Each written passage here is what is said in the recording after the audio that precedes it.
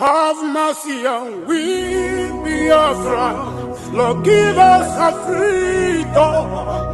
Have mercy on we, Biafra, and give us a freedom. Oh Lord, have mercy on we, Biafra, and give us a freedom. Father, we need our leader. Prophet Mazi Nnamdi Kanu. We need our leader. Mazi Nnamdi Kanu. We need our leader. Mazi Nnamdi Kanu. Yeah, man. The evil and wicked British and Fulani Caliphate can't stop the sun from shining from the east of God. I saw Biafrans all over the globe. Are you feeling me, chanting? Why don't I feel you from my location, you know? We are going back to our homeland now. So we are roots to go again. Biafra nation is a root. We are going home to where Jehovah rules. We are going back to our homeland now. So we are roots. Biafra nation is a root. We are going home to Biafra city. We are going back to our homeland now. So we are roots. Biafra nation is a root. We are going home to where Jehovah rules. We are going back to our homeland now. So we are roots. Biafra nation is a root.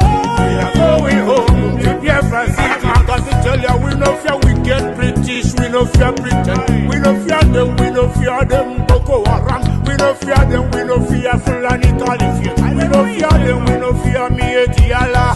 We no fear them, bandit kill. We no fear them, Janjaweed. We no fear them, Al-Qaeda. We no fear Lucifer, we no fear you, Satan. We no fear little demons, we no fear Leviathan. We no fear little junkies, little Janjaweed.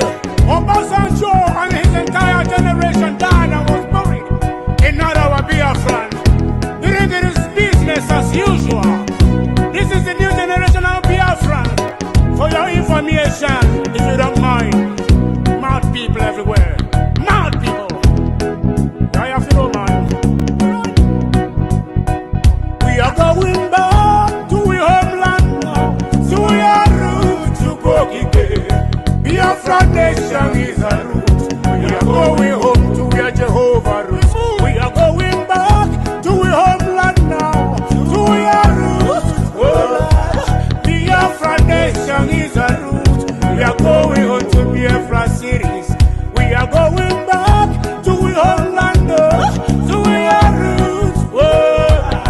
Biafra nation is a root. We are going home to where Jehovah rules. We are going back to our homeland now. So we are roots. Biafra nation is a root.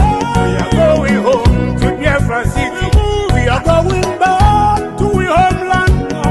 So we are roots to go again. Biafra nation is a root. We are going home to where Jehovah rules. We are going back to our homeland now. So we are roots. Biafra nation is a root. We are going home to Biafra cities. Yerima Shatima, the Boko Haram big bill said that in Lagos the Yorubas can be buying the land for 100,000 and Fulanis will buy them for 150 or 200,000. But on Ibaban we buy his own for 10 million. Can you imagine? Mad people everywhere. So man, give them water. Maramazuka, Ugo Chris, Pastor Bam. I'm seeing Biafra already, man. Yeah, man.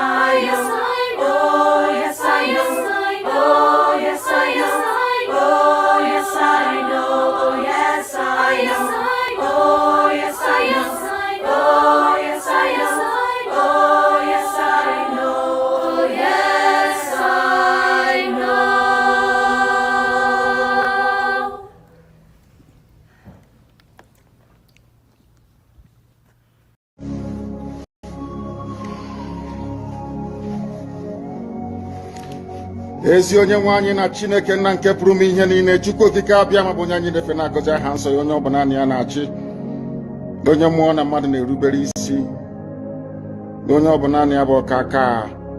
Ụbọchị ene ka anyị na-etu gị eze ebube dị ngọzi, mmalite na ọgwụgwụ. Ndị gboo wee tụọ gị ebighị ebi, onye nwe m, ụmụ gị wee gbakọọ n'ụwa niile iwe nara ozi ọma nke gị onwe gị n'ezi ha site n'ọnụ mmadụ dị ndụ na nke ebere dị ngọzi. Anyị wee na-asị na onweghị ihe ọbụla nke anyị onwe anyị bụ n'ihi na ọ bụ anakpa ahụ sọsọ ka mmadụ dị ndụ bụ. Ofu ụbọchị anyị ga-anwụ, maka na okwu nsọ gị na-adịghị ma ruo mgbe ebighị ebi, n'ihi na okwu gị niile ga-abịarịrị na mmezu. Ọ bịa mere Biafra ga-eji wee bịa na mgbe nke anyị. Anyị wee na-akpọkụ gị wee na-arịọ gị na-asị, lekwa ude nke anyị na-asụ n'akwa nke anyị na-ebe ka o metụta gị n'obi. Onye nwe m na Chineke nna nke igwe, biko dịka isi wee napụta ụmụ gị n'ọbụ n'Ijipt, gotu wee wezuga ụmụ gị bụ ndị Biafra mgbe ekwensu bụ zu nke mmadụ dị ndụ kere. Anyị wee na-aja gị mma, na-asị gị n'ime ọnọdụ anyị na anyị ga-ekele ha nsọ gị, wee nye gị nsọpụrụ n'ụtụ na-eji ama mgbe niile, n'ihi na anyị enweghị chi ọzọ ewezuga gị. Anyị nwe anyị anaghị efe arụsị. Ọbịa mere iji wee na-agọzi nsọmụkwụ anyị niile. Ọbịa mere IPOB ji wee gbaa mgbọrọgwụ n'ụwa niile. Anyị anaghị atụ egwu mmadụ dị ndụ. Anyị wee na-eto gị eze ebube dị ngọzi, sị gị biko gbatara anyị ọsọ enyemaka. Ọ bụ naanị gị bụ onye anyị refe nwa anyị bụ isi ala nye, ka i wee napụta ndị gị n'ọbụ nke ekwensu. Anyị wee na-enye gị ofe na nsọpụrụ na ija mma, na-asị lekwa ka ndị iro anyị niile ka kasị wee baa ha ọnụ, ha wee daa hapụ ego n'ụzọ. Obodo ekwensu bụ nsu ala ọkwa n'ihi eze ebube dị ngọzi. Anya ọnwa anyị bụ ụmụ gị wee na-akpọkọ ha nsọ gị, na-asị na enweghị chi ọzọ egwezuga gị. Anyị wee na-aja gị mma, wee na-eto gị, na-asị onye kere ihe niile kere eke mana nwere onye kere na n'otuto niile na nsọpụrụ niile na ịja mma niile site n'ebighị ebi mana onye ka a na-arịọ gị. Ise ise ise. Ndewo. Thank you onye ndu Mazi Nnamdi Kanu, hamadike ndị Igbo niile. Ọ ga-adịrịrị gị na mma, ị ga-adị ndụ wee duba anyị na Biafra nwere ihe butere ya. Men and brethren and lovers of freedom, I greet you all, and the good tidings you have all been waiting for, keep waiting. You will hear it. There is a sound of abundance of rain. The Almighty Chukwuka Biama is preparing the ground for us. We're going to march into the holy and promised land of Biafra, whether the enemies like it or not. And the truth is that the Almighty Chukwuka Biama is doing things that some of you may not even understand. He's doing these things in a way that you cannot even envisage. But every obstacle that we are going to have in Biafra land, Chukwuka Biama is taking them out. Adego Mwawa, I greet you. It's been a long time. Thank you so much for coming in. Wolu Friday, I see your comment. He said, Mazi Nnamdi, did you see the latest from Pastor Livingstone? Very laughable.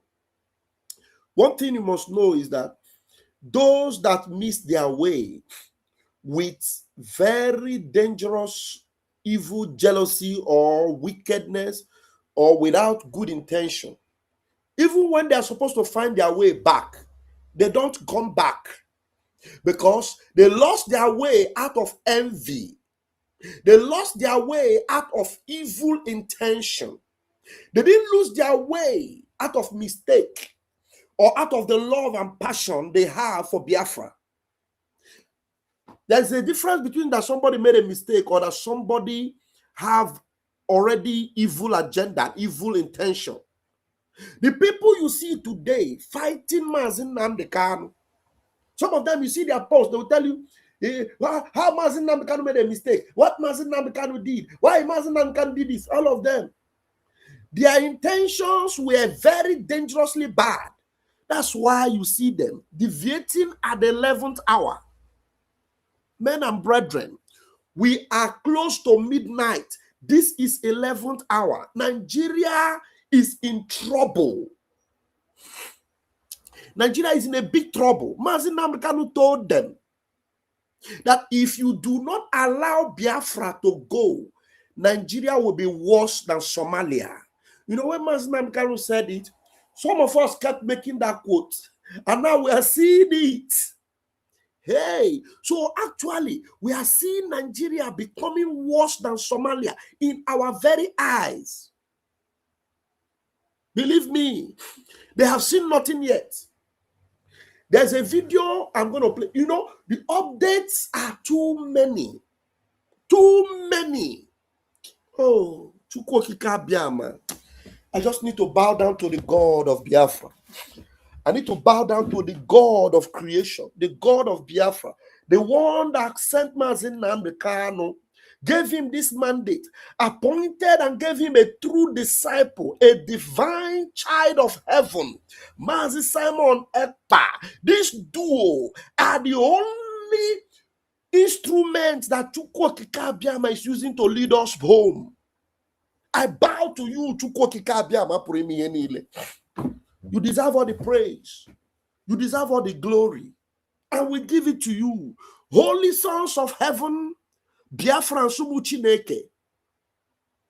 Remain consistent.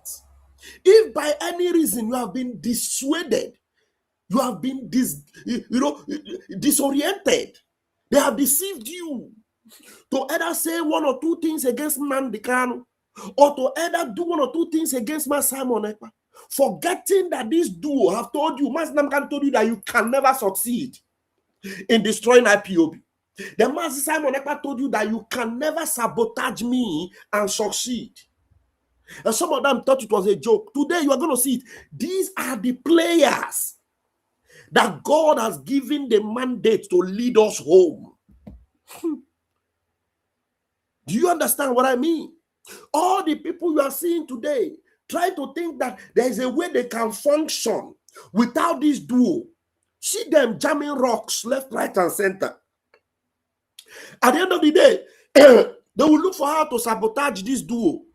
They look for how to lie against them, how to sell them to Nigeria government, how to sell them against, Biafra freedom, to America, to Europe.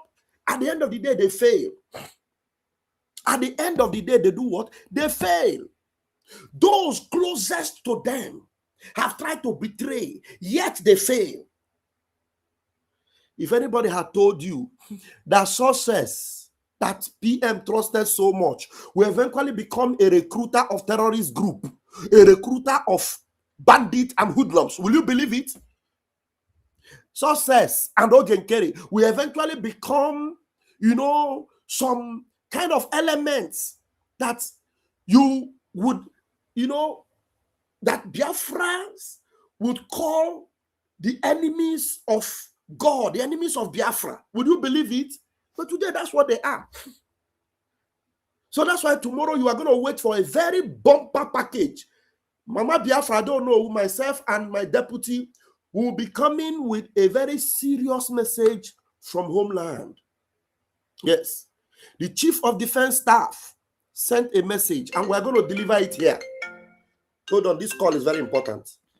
Hello, Mazi. Ndewo.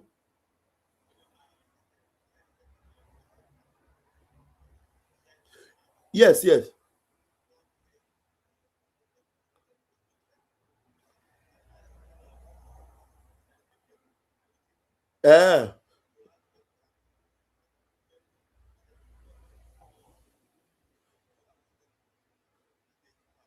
Okay, the date I was in next tomorrow. Because I'm live now. I was even announcing that all tomorrow. So I will announce it now was in next tomorrow. No problem.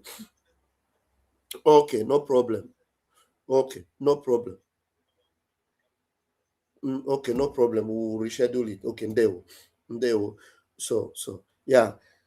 So I was just speaking with the media, the tech guy that will give us the publicity material for this very important program.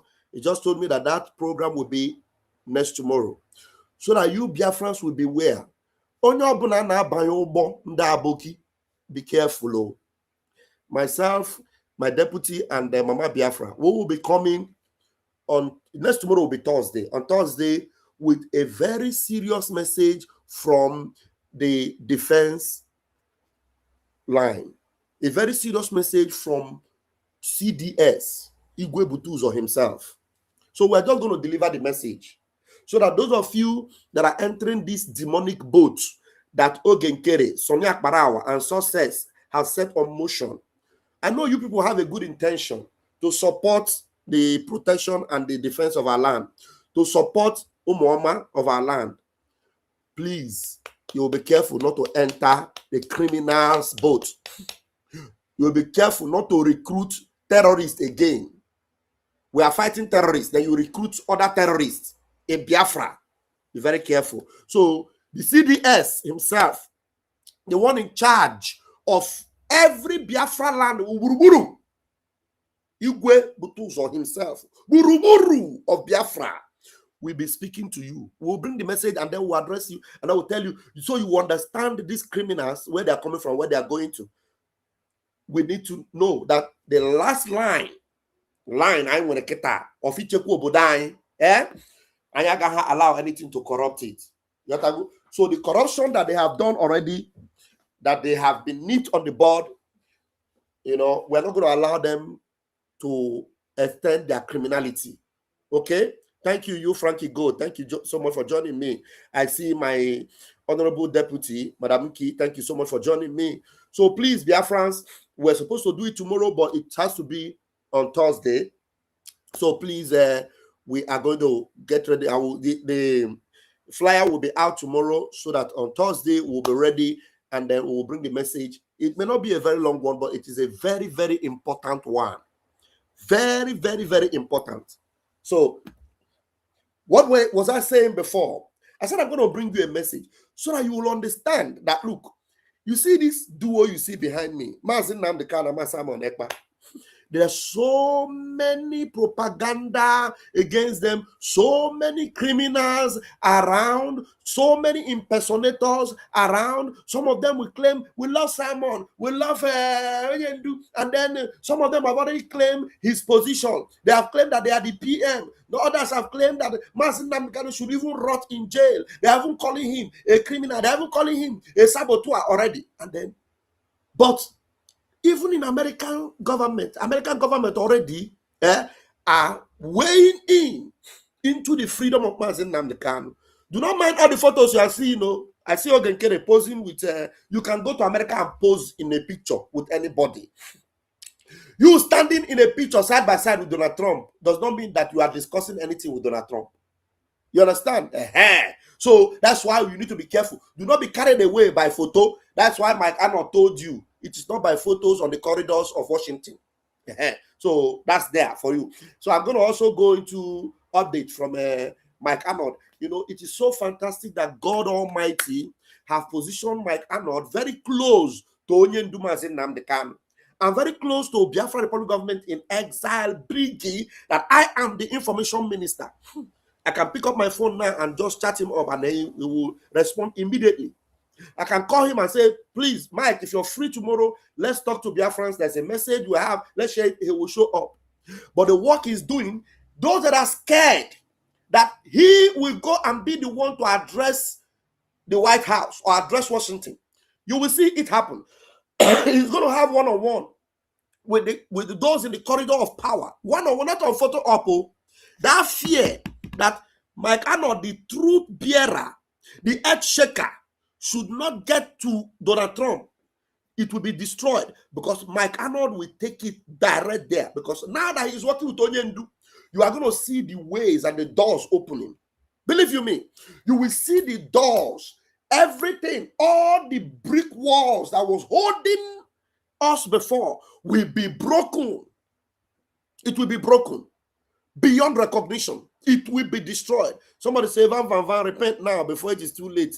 Stop sabotaging Biafra. Me that is standing in the front, leading the Biafran troop to destroy the enemies of Biafra, you're telling me to repent. If you're telling somebody like me to repent, you that is telling me repent, what will I tell you now? Somebody is telling me to repent and not to sabotage Biafra. Me, the spokesperson now. As far as Biafra is concerned, Pastor Van is the spokesperson. Better go. Let me send you to the backyard so that you will stay there first. You understand? So we don't. That's why we don't blow trumpet anyhow. When we come, we'll give you updates. You understand? We'll give you updates and then we'll go. Biafrans, let's come and listen to this message. Very, very important, so that you will understand that when Mazi Nnamdi Kanu tells you that, look, this is what will happen, don't doubt it. If it takes 10 years, it must come to pass. Now, this is a Yoruba man that is speaking here, telling them that Mazi Nnamdi Kanu is the only hope, that Biafra is the only gateway for their freedom. If they believe it, it will be better for them. If they don't, the man, as the man was talking, I just see him like John the Baptist, very old man. The man is even wearing Nigeria cap, and it's good that he's wearing Nigeria cap and Nigeria uniform, telling Nigerians that the only hope they have is Mazi Nnamdi Kanu. Telling Nigerians with his Nigeria regalia, he's telling them the only hope you have is Mazi Nnamdi Kanu, and the first people to be free is Biafra. Once Biafra is free, all of you can now be saved. But if Biafra is not free, you people are trapped forever. Not be me talking. I will bring the video for you. The reason why Mike Arnold is so attached to what we are doing is because of this. Because Nnamdi Kanu na Fulani problem. That look, these people are very unique. These are the people we must align with for us to get that that safety we need in America, for America to become, that leader of the world. They must weigh into the cause of Biafra. And there's something that Mike Arnold said today, or was it yesterday? He made that video, where he said that, look, Nigeria was never ever constructed to survive. So for those of you that were thinking that Mike Arnold is interested in Nigeria, he wants Nigeria, no, he's only interested in the indigenous people in Nigeria to be saved, because he knew that Nigeria was never ever created to survive. I will look for that video and I'll play it. But before then, let's play this one and then we'll go to other updates. Very important. Please listen to this. Kanu and Biafra is the way out of Nigeria. Kanu and Biafra is the way out of Nigeria. Kanu and Biafra is the way out of Nigeria. Kanu and Biafra is the way out of Nigeria. Kanu and Biafra is the way out of Nigeria. Biafra is the way. Biafra exit is the door that will allow other nations to leave Nigeria. So everybody, because if our government careless, these powers that be in the world, they go down by force. So if our government careless, that's why they do this program. Israel say, may they let Kanu go, make a release Biafra. Trump, they talk. Other nations, they talk. African nations, they talk. Now they watch the actions of the superpowers of the world, waiting they want to take Biafra do for Nigeria. How they want to come up Biafra from Nigeria, how they want free Kanu. That is the key to the future. Biafra is the key to the future of Nigeria. If you now look at my Biafra is the key to the future of Nigeria. Biafra is the key to the future of Nigeria. Biafra is the key to the future of Nigeria. Biafra is the key to the future of Nigeria. If you now look at my post where I do for July, before they say they won't do judgment for 18th of July, I write for that post. I say, free Nnamdi Kanu, may they go. Nnamdi Kanu na Fulani problem, no be Yoruba problem. At the talk, make our president here say, you will be Yoruba, don't inherit Fulani problem. Kanu say Fulani problem. Because the prophecy where they see, now the prophecy they work against them. Now waiting they won't do, now they see for prophecy. No be waiting Yoruba won't do, now they see for prophecy. Even if Nigerian government no one divide Nigeria, the world powers go divide Nigeria because of Biafra. So Biafra is the way. Every part of Nigeria where won't go. I like you to be repeating Biafra. it. So Biafra is the way. Every part of Nigeria, the world powers go divide Nigeria because of Biafra. So Biafra is the way. Nigeria, the world powers go divide Nigeria because of Biafra. Even if Nigerian government no one divide Nigeria, the world powers go divide Nigeria because of Biafra. So Biafra is the way. Even if Nigerian government no one divide Nigeria, the world powers go divide Nigeria because of Biafra. So Biafra is the way. Even if Nigerian government no one divide Nigeria, the world powers go divide Nigeria because of Biafra. So Biafra is the way. Okay. Every part of Nigeria where won't go, may they ready to go. As Biafra they go, and all of us come out through Biafra. Now, but will not be that one I want talk.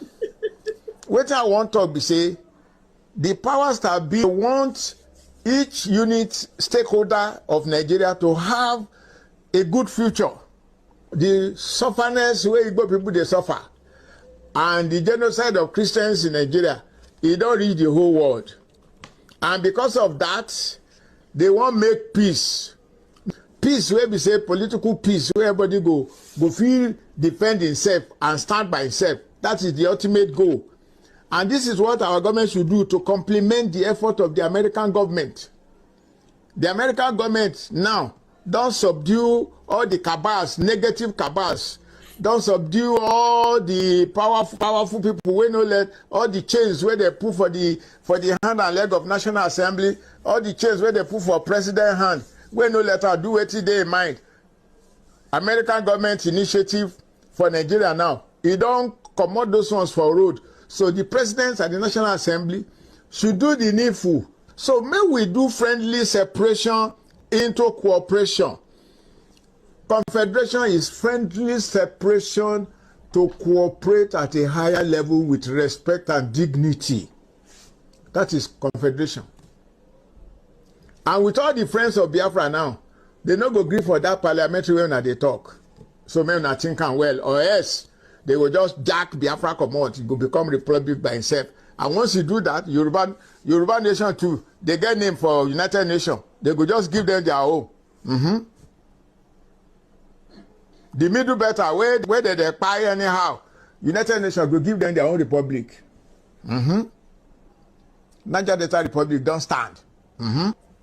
Therefore, government should play ball. Do it before they do it for you. We must divide ourselves before they divide us. This is good news. If Nigeria government no one divide us, they go divide us. The world powers to go divide us. Therefore, the government must show relevance. As they help us now, they don't send all the cabals to sleep. The powerful people where they hold us down, all of them they run for their life. This is the time where all of them they run. Make the government come sit down, National Assembly and the presidency. May they organize small confab. Then, but they will not do it. Tinubu does not want to do it because Tinubu is a drug lord. Tinubu is what? Tinubu is a drug lord. He does not want to do it. He will not want to do it. God. Look now, this man is very, very wise, very sensitive. This demonic influence in Nigeria, they are all running helter-skelter. Gumi is running. Sultan of Sokoto is nowhere to be found, running up and down. They are all hiding. They are hiding. They cannot even come out again. Some of them they are lobbying. They are looking for lobby, trying to see how they can save their faith. While they cannot control the terrorists they have groomed. They have given them so much power. Tinubu cannot even speak against terrorism. When they ask him the issue of insecurity, he will be talking nonsense. He can't even explain. When they ask Musa, Musa will say, hey, there is no way, there is no terrorism. We will nip it on the bud. Rubbish. When they ask the chief of army staff today, he will tell you, hey, they are our brothers. We have to see how we can incorporate them. But in Biafra land, they are sending army to go and start bombarding Biafra land. But the army they are sending, some of them are very careful because they don't even know where they will enter in Biafra land and be safe.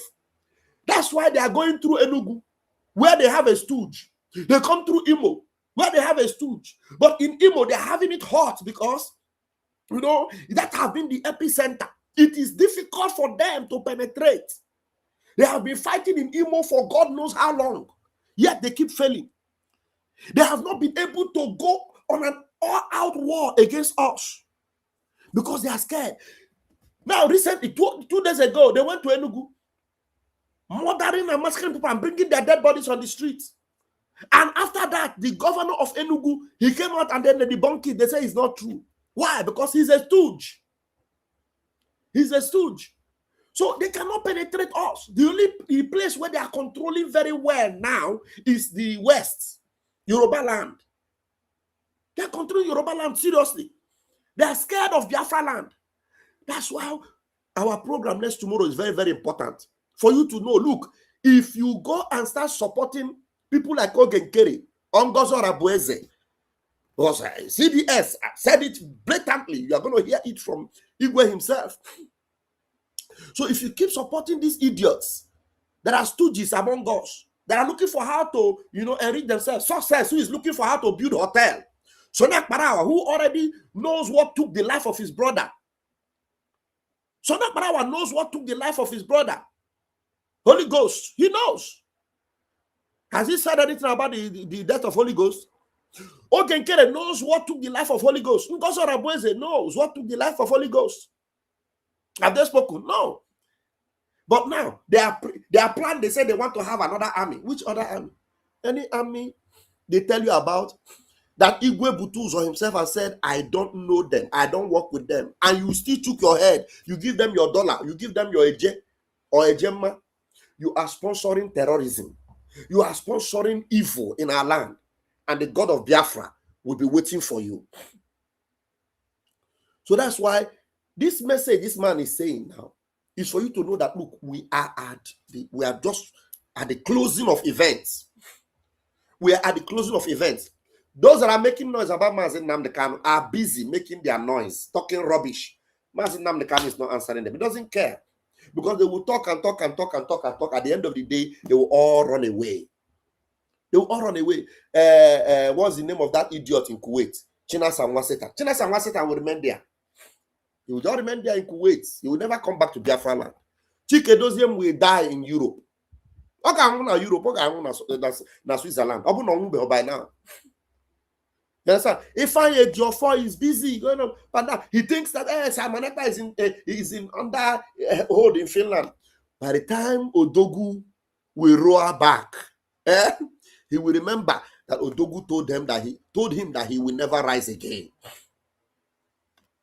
He will remember that Odogu told him that he will never what? He will never rise again. So please, brethren, our freedom is here. Near, very near. So all we need to do is, when we talk about unity, we must unite under the right flag, under the leadership of Mazi Nnamdi Kanu and Odogu Simon Ekpa. Very, very important that our unity is based on that. Not uniting under criminals like Ogenkere, Ngozi Rabueze, or Success, Sonia Parawa. Be very, very careful. Be smart. Because this time around, there are so many stooges everywhere. So many stooges. Just imagine that somebody, like me, for example, you have seen Ogenkere and the Sonia Parawa. They talk with the man they call Ruben. What's that his name? The guy that spoke in our convention. Have you ever seen me come out and speak against anybody that they spoke with? There's this other guy in Austria that they spoke with. Have you ever seen me come to condemn that they spoke with this person? I condemn the person or be fighting the person. Anything that is in our interest, even if it's our enemy that is speaking with that person, I'm not going to fight that person. But you see them, I hosted Mike Arnold. They begin to attack Mike Arnold. And Mike Arnold is working directly with Mazi Nnamdi Kanu. How many of you have seen the Sokoto Declaration? If you have not watched it, go and see it. Maybe when I have a longer time for a program, I will play that Sokoto Declaration so that I will watch it. Those that have not had time to go and watch it or to read it. Very, very important. Mazi Nnamdi Kanu have employed him, not employed, have connected with him, because Mazi Nnamdi Kanu is not paying him. He's doing everything willingly. So I'm sorry for even using that word employed. He's working with a brother, his brother. Mazi Nnamdi Kanu is his brother, and they are working together for the freedom of God's own people. And then somebody will now be attacking him. The same manner of nonsense against him because Van hosted him. If you're against me, can you sabi? I'm not against you. I'm against evil. I'm against evil. I'm against criminality. Isaiah Nog is a criminal. I'm against that criminality. Success is a criminal. I'm against that criminality. Sonak Parawa is a criminal. I'm against that criminality. I'm not against him. Because when Biafrans are supposed to be united, right now, there's a Biafran tax that Biafrans are supposed to be taking care of. They're not even talking about it. Or is it the new ones that are raising their ugly head up and down now, speaking so English? Dividing the house again. That's why I told them that God will punish all of them. God will punish all of them one after the other. So that's why you don't see me making noise or talking too much. No. When it's necessary and there's need, we will talk. When it's necessary and there's need, we will talk. I'm going to block you now. When it's necessary and there's need, honestly, we will talk. But when you don't see us talking, don't think that we are siding with some of these criminals. No, we're just watching them because they will meet their Waterloo. They will definitely meet their Waterloo. With the events that are happening, you need to be assured that Biafra, we are close to the end of the chapter. Look at BBC report. Ask yourself, why is BBC? All of a sudden, they started talking about Aburi Accord. Then all of a sudden, they are now bringing the Biafra history, and BBC is reporting it with people that were not even affected, and then they are reporting and they are lying. So let me bring some of that report to you. But before I bring it, I want us to listen to what Mike Arnold said while he was returning from his outing in Los Angeles. Let me quickly bring that. I think I opened it on Facebook. Let me bring that message from Mike Arnold while he was on his way back.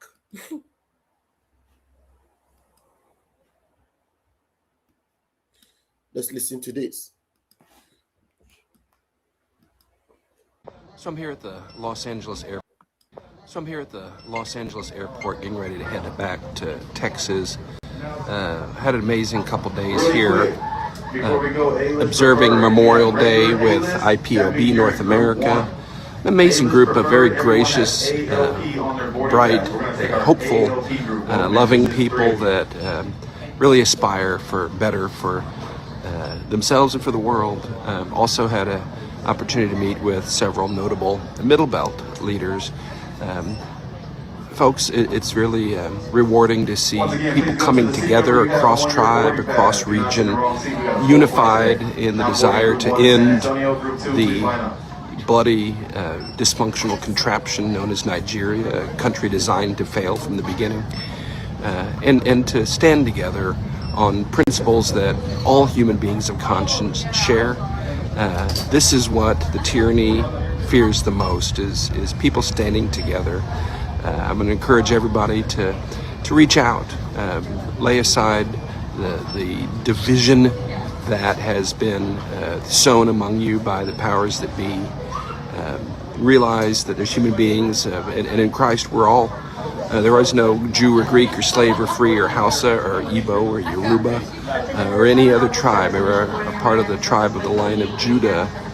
And the only way to gain freedom for any is to gain freedom for all.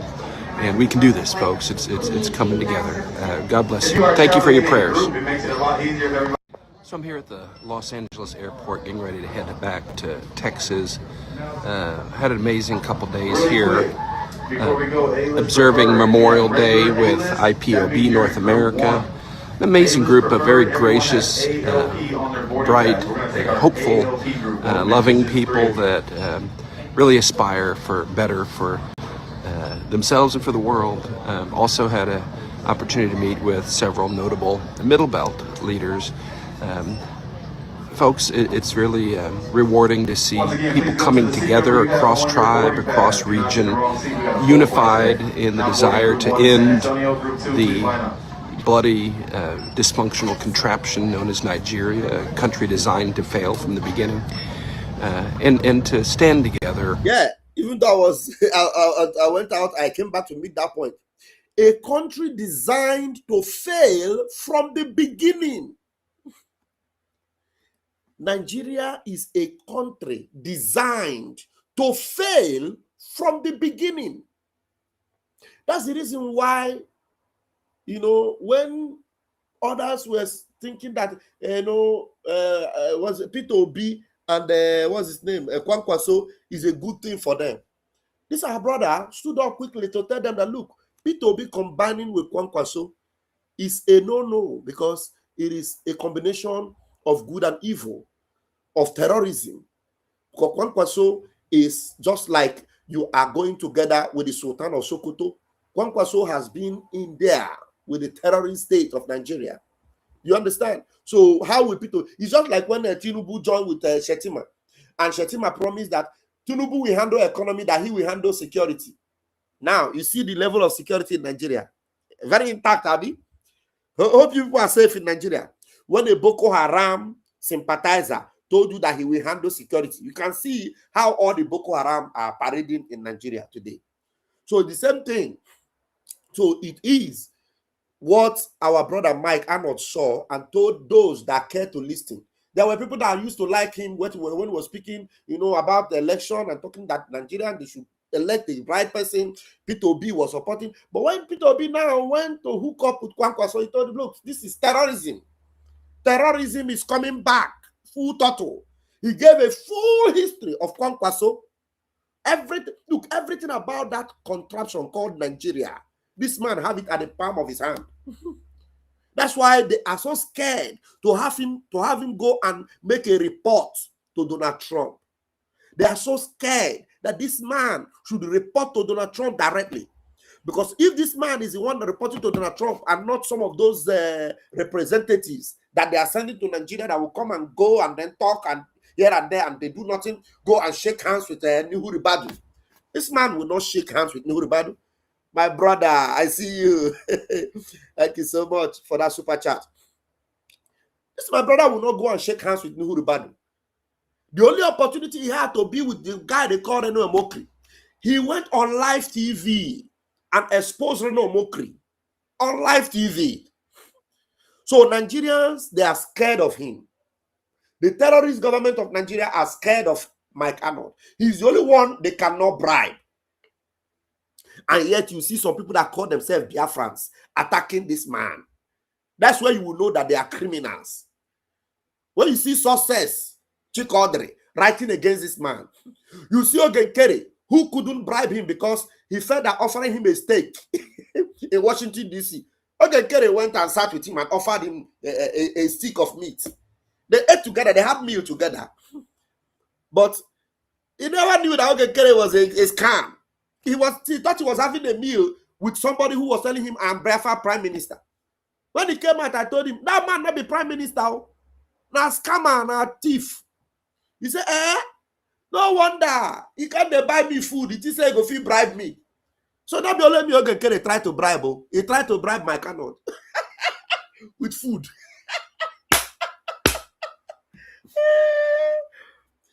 I am vam vam vam. I am vam vam vam. So that's why when anything I speak is truth. Anywhere I stand is truth. If you like, hate me, go and stand the other side. If you stand the other side, finish, you will still come back and say, vam vam vam. Now wow, now here I suppose they. Do you understand? They don't like him. They don't like him. Today, you see those that were singing Nnamdi Kanu, another savior. Today, they are singing Nnamdi Kanu, Butia Kebuo. Those that were singing Simon Ekpa, Odogu. Today, they are working against him. They can't even come together. Okay, just for the love you have for Simon Ekpa, if ever you loved him once, come together and let us. That problem he has there, my deputy understand what I'm talking about because he's private to everything. That problem that is PM is having today, you can't let us come together and solve it because that problem he has is our problem. That Biafra tax is our wahala. We have to solve it. Come out and let Odogu come out and give Nigeria the final blow. We call him the finisher. We need to get him out so that he will come and give Nigeria the final blow. But he will come out. Okay, you can see how shameless you are. Each and nigga bribe with the American say, only no Texas. Texas, you gonna Texas. When you hear Jano, Jano, just Anu Kete, he bribe boy. Shameless goats. So, Biafrans, we are up to the task. We are up to the task. Nigeria get back. Holding Mazi Nnamdi Kanu. Mazi Nnamdi Kanu will be there in Sokoto prison. Kaboshin to Chukwuoke Kabiama. Na Sokoro Bobo Chukwuoke Kabiama Primi Henile na onye ebube. Nigeria ga walk, Nigeria ga ada. Tinubu ga wagari, Tinubu ga efu. Oge ekwishi. Nnamdi Kanu will be kaboshin. Speaking in the Biafran tongues. Neboro Bobo lebeha hage mi ala. Nabara baba hage mi. Every day Nnamdi Kanu is kaboshin in prison. You tell me that Nigeria will be better? If there is 1,000,001 P2B, they cannot solve the problem of Nigeria. Nigeria is going down.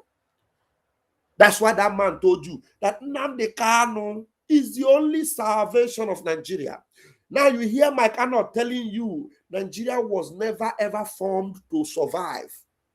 It was constructed to fail from the beginning. From the get-go. Nigeria was formulated to fail. So now that Nigeria is failing, we are going to gain.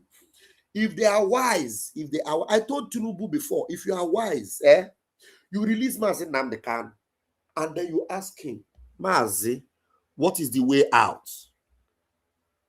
Nnamdi Kanu, we lied against you. You told us that Nigeria will be worse than Somalia if you don't want to let Biafra to go. Now we want Biafra to go. But if Biafra go, what is the hope of the others? Can you tell us how we can manage the menace of these terrorists, Fulani? Because you have always spoken about them. How did you know so much about them that we did not know? To the extent that you even knew, I am not your friend. I never spoke to you, but you knew they were going to hand power over to me, even when I have not even declared anything. You knew that I was going to be the president, and now I am the president. Tinubu should be begging Nnamdi Kanu. Tinubu should even be paying homage to Mazi Nnamdi Kanu. Now, going there, he should be the one to walk into that prison and tell him, Mazi Nnamdi Kanu, please, I am sorry. Go home. Wherever you want to go, use this private jet and go. Then when you have finished, relax. And you can now tell us the way out. Because we are in a deep soup. You people are in what? A deep soup. Nigeria is in a deep soup. Anybody that is not supporting Mazi Nnamdi Kanu, you are in a deep mess.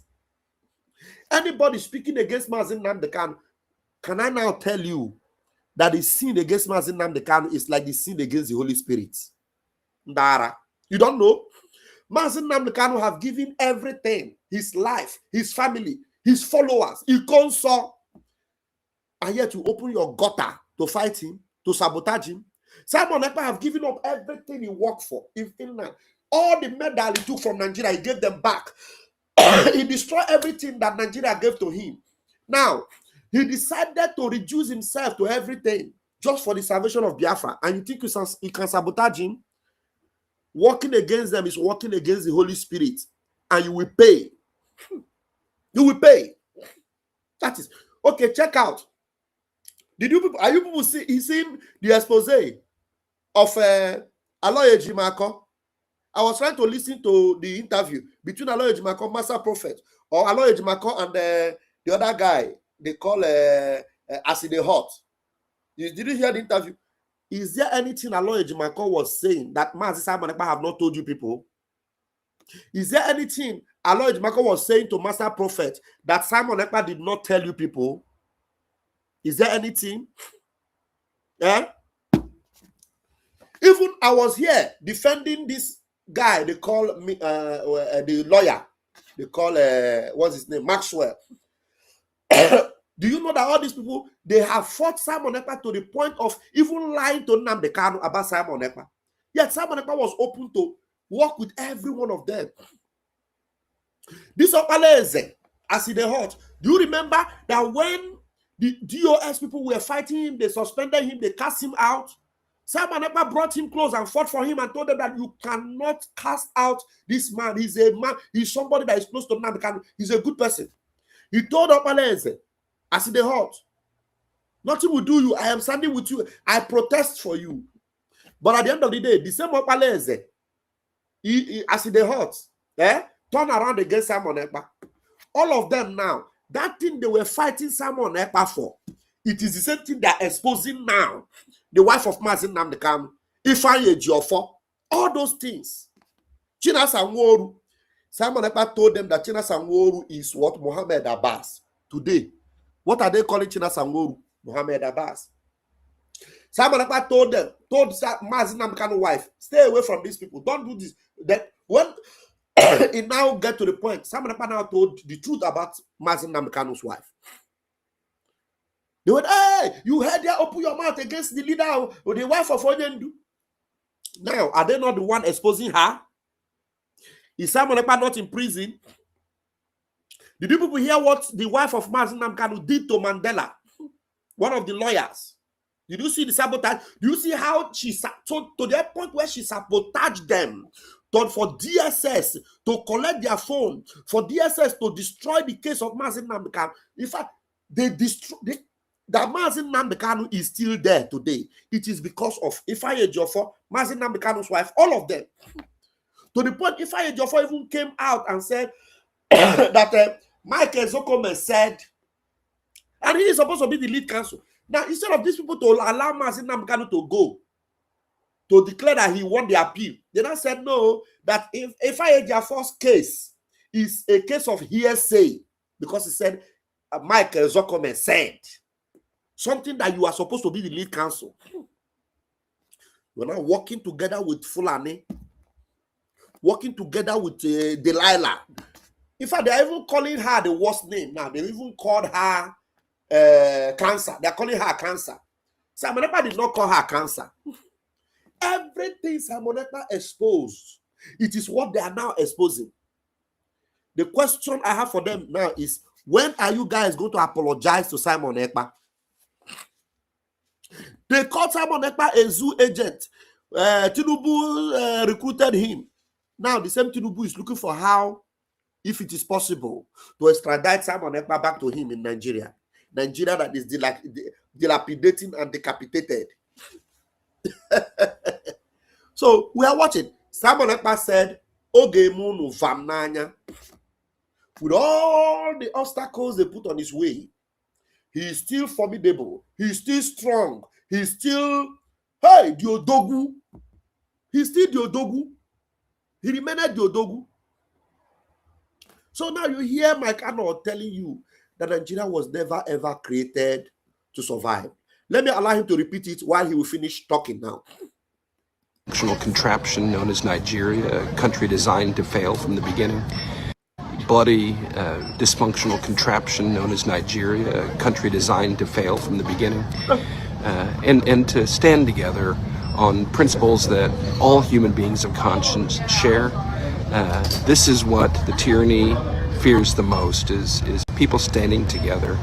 I'm going to encourage everybody to reach out, lay aside the division that has been sown among you by the powers that be. Realize that there's human beings, and in Christ we're all, there is no Jew or Greek or slave or free or Hausa or Igbo or Yoruba or any other tribe, or a part of the tribe of the line of Judah. And the only way to gain freedom for any is to gain freedom for all. And we can do this, folks. It's coming together. God bless you. Thank you for your prayers. Thank you. Thank you. Yeah. But after this, he now did this. This one was the last one he did. This is okay. No, this was in April. No, that was an old one. Let me just leave that one. Let me leave down the one that was in April. So let me take you to let's go to Twitter. Let's go to Twitter and I'll give you some of the updates I have there. Let me give you some of the updates I have on Twitter. This was an old message from our PM. What did he say? Let's hear what PM said here, where he was warning Tinubu, telling him that Tinubu, we don't have anything to do with you. We never voted for you. The criminal. So what is your problem with us? This is just 20 seconds cut out, and then I will show you some other updates. Listen to this very quickly. Tinubu is a criminal. We have not voted for him. He is not a president of Biafra people. He is not representing us. He is not for our best interest.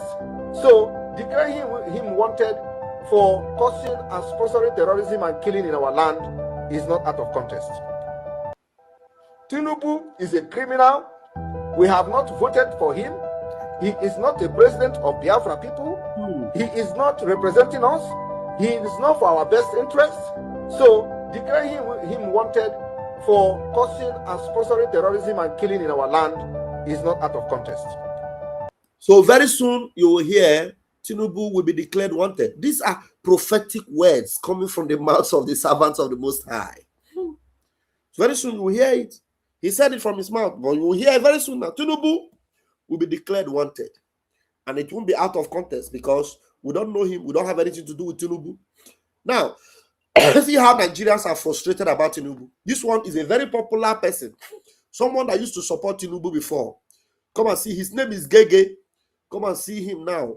He's so angry, frustrated. All of them. You even Very Dark Man. You see the latest now from Very Dark Man is that Very Dark Man every day is telling Tinubu that Tinubu must go. Telling them that they must go after Tinubu and stop Tinubu. Now, come and see this one. This one is so frustrated. All of them, they're all frustrated now. And that's why I played the first video. If they would put their ears down and listen to me, the only salvation they have, the person that will save them is Mazi Nnamdi Kanu. The last hope they have is Biafra. The only savior they have in Nigeria is Mazi Nnamdi Kanu. He's the only one that will save you from your predicament. And the last hope of every common individual, every common indigenous person in Nigeria is Biafra. Biafra is your last hope. See the frustration of this one. There's so many. Many of them are frustrated now. And I'm telling you, Tinubu will not go agree. And that's what is going to happen. Tinubu is like Pharaoh. You are going to see the situation of Pharaoh and the children of Israel. That's what you are going to see exactly. You are going to see the situation between Pharaoh and the children of Israel. Tinubu is Pharaoh. He will never agree. If they like, let the holiest person come and win an election in Nigeria. Tinubu will never agree. That is where Nigeria will end. I'm telling you, Nigeria must end. Tinubu will help us to end Nigeria. Oh, you think I'm joking? Watch, you will see it. Tinubu will help us to end Nigeria. You think I'm joking? See this frustration. All of you will get frustrated. This one is small. All of you will get more frustrated than this guy very soon. Tinubu, Tinubu, Tinubu, Tinubu, Tinubu, Tinubu, Tinubu, Tinubu, Tinubu, Tinubu, Tinubu, Tinubu, Tinubu, Tinubu. My life, you won't frustrate, Abi. You won't frustrate my life. You won't frustrate my life, Abi. Tinubu. Bro, Nigeria is not a war zone. Nowhere they say for Nigeria again. Nigeria, see, they don't eat Nigeria finish now the bone of Nigeria and remain.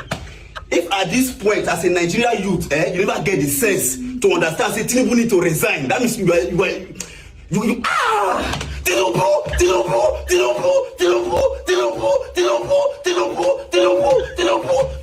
I go die, yo. Make I just. It is true that this guy is making money out of this content, but he's actually expressing himself for real.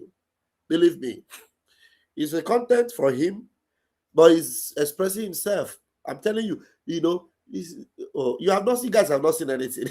Delay my life for Nigeria, sir. Make I just know, make the rest people survive. Let me go. Because now, I never do safe again. Oh, I don't go. Now only Avatar will survive for Nigeria. If you not be Avatar, you not will survive. DC. Children. They slaughter children. See, they slice their head for Nigeria. They slice.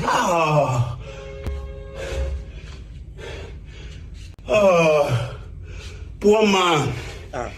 Poor man.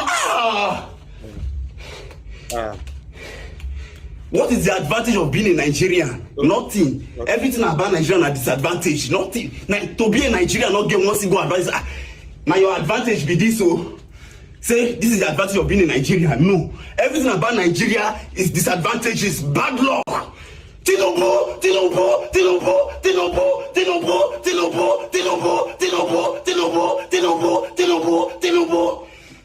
Bro, at this point of my life, yes. Bro, I'm tired because if you even see the behavior of the average Nigerian youth on social media, to even stand for Nigeria to be a better country, would they tire you? The average Nigerian youth is waiting for a messiah who will help and speak.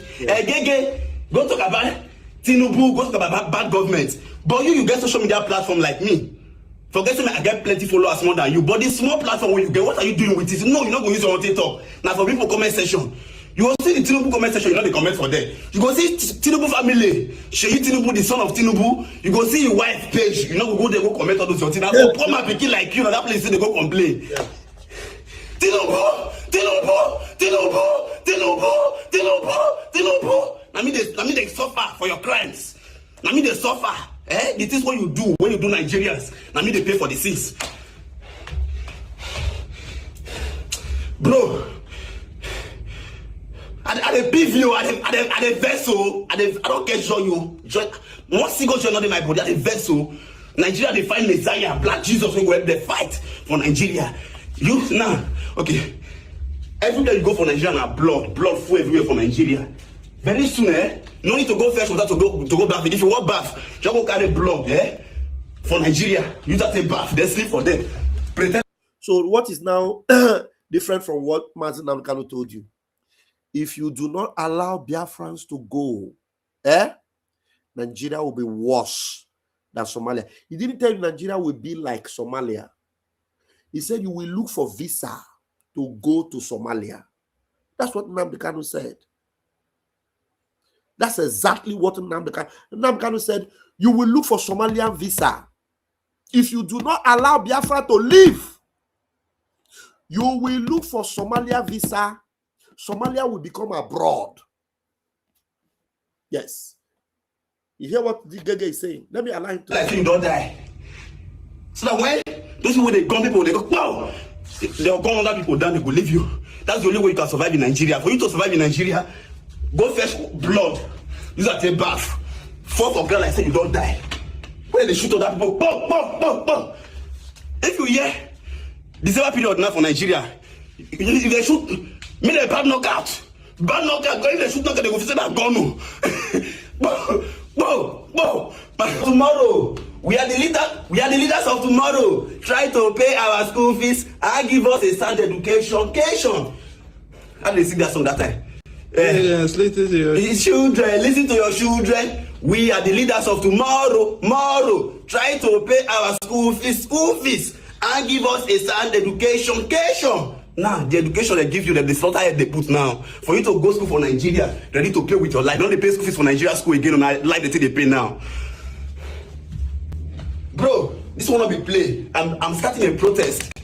I'm not concerned about other states. You are popular for your state, we get influence for your state. Use your state to start. Me, I'm starting from Delta State, this will not be play. Tinubu must resign. I go start and well.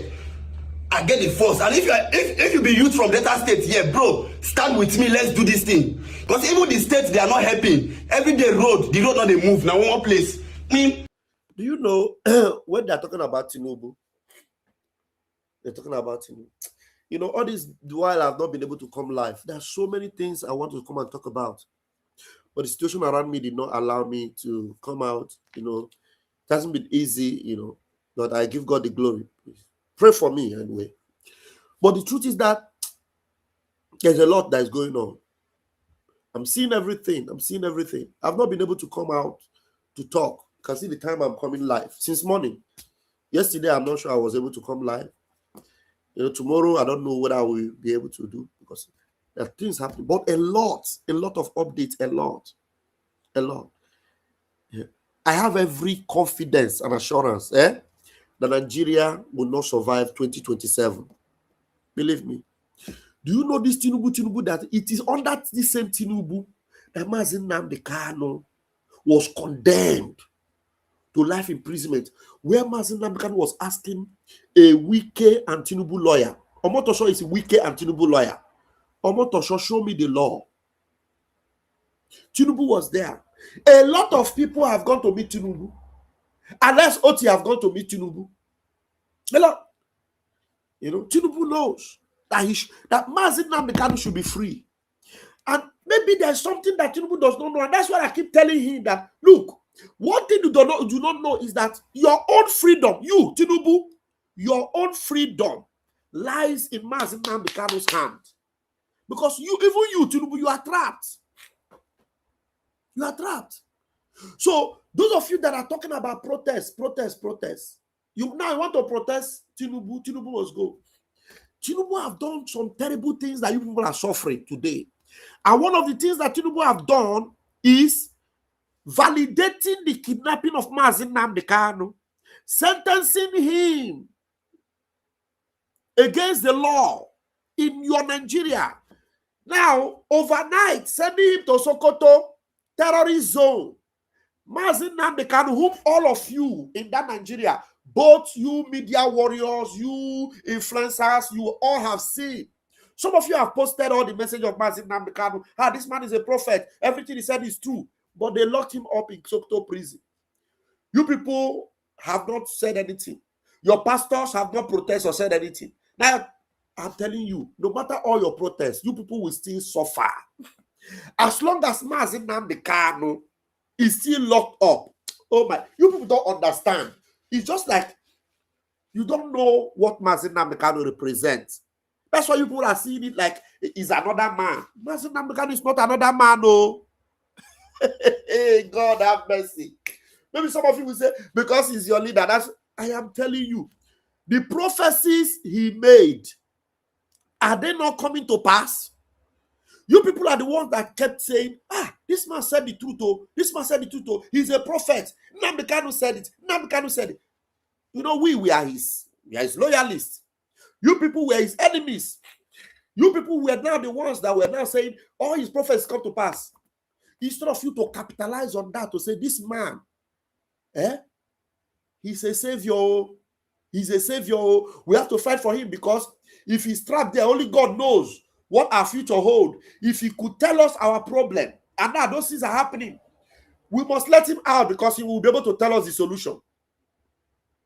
If he could tell you your problem that is coming, and that problem come and it's about to swallow you, and you people keep quiet and allow that government to lock him up, the solution to that your problem is in his hands.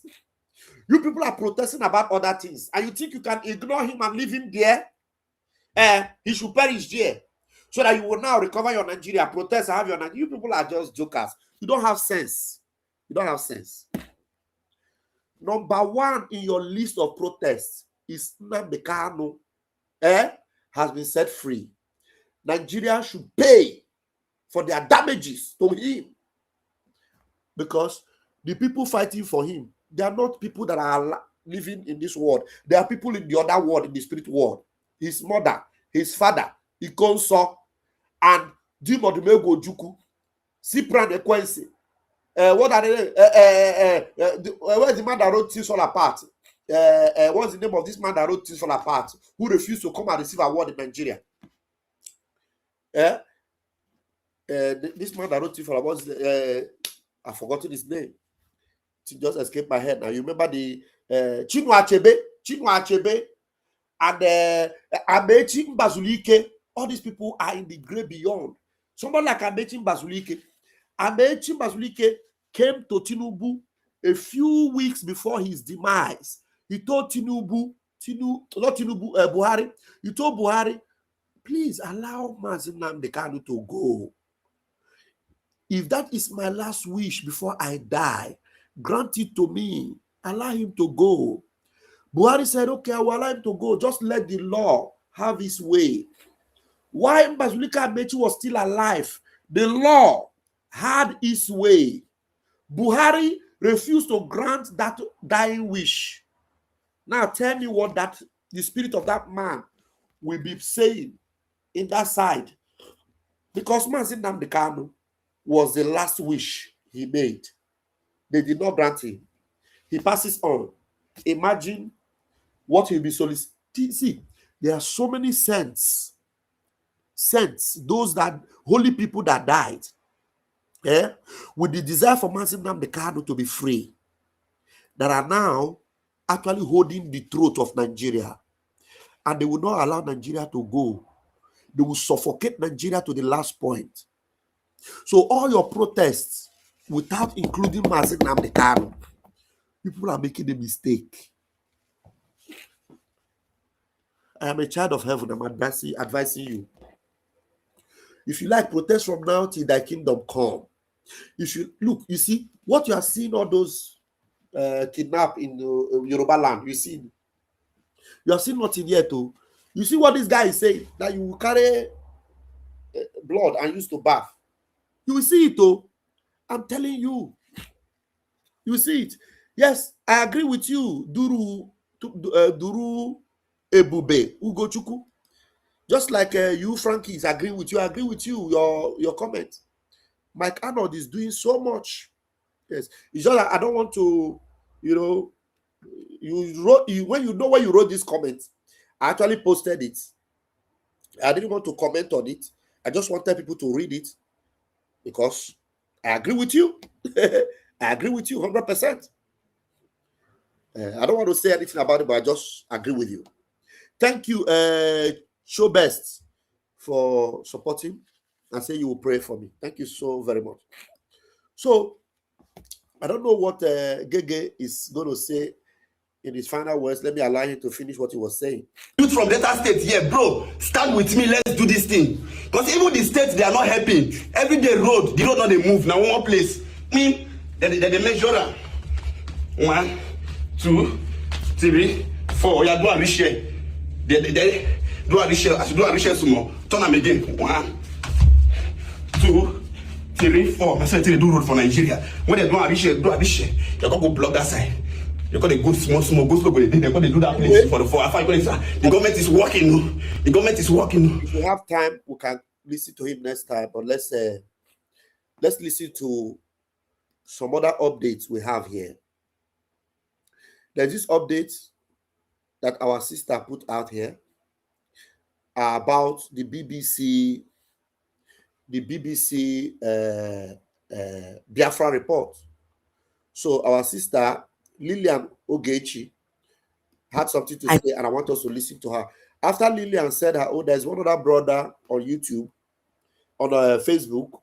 I want us to listen to 2 of them about this BBC report, because you see, the truth is that I am happy that we have someone like Mike Arnold, who is now not only exposing the evil of Nigeria, but also talking about the demonic evil of Britain. He talked about the reparation that Britain are supposed to pay.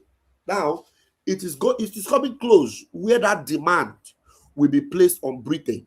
That's $6 trillion of reparations, the damages on Biafra. So all these reports that they have, it is good that we debunk it.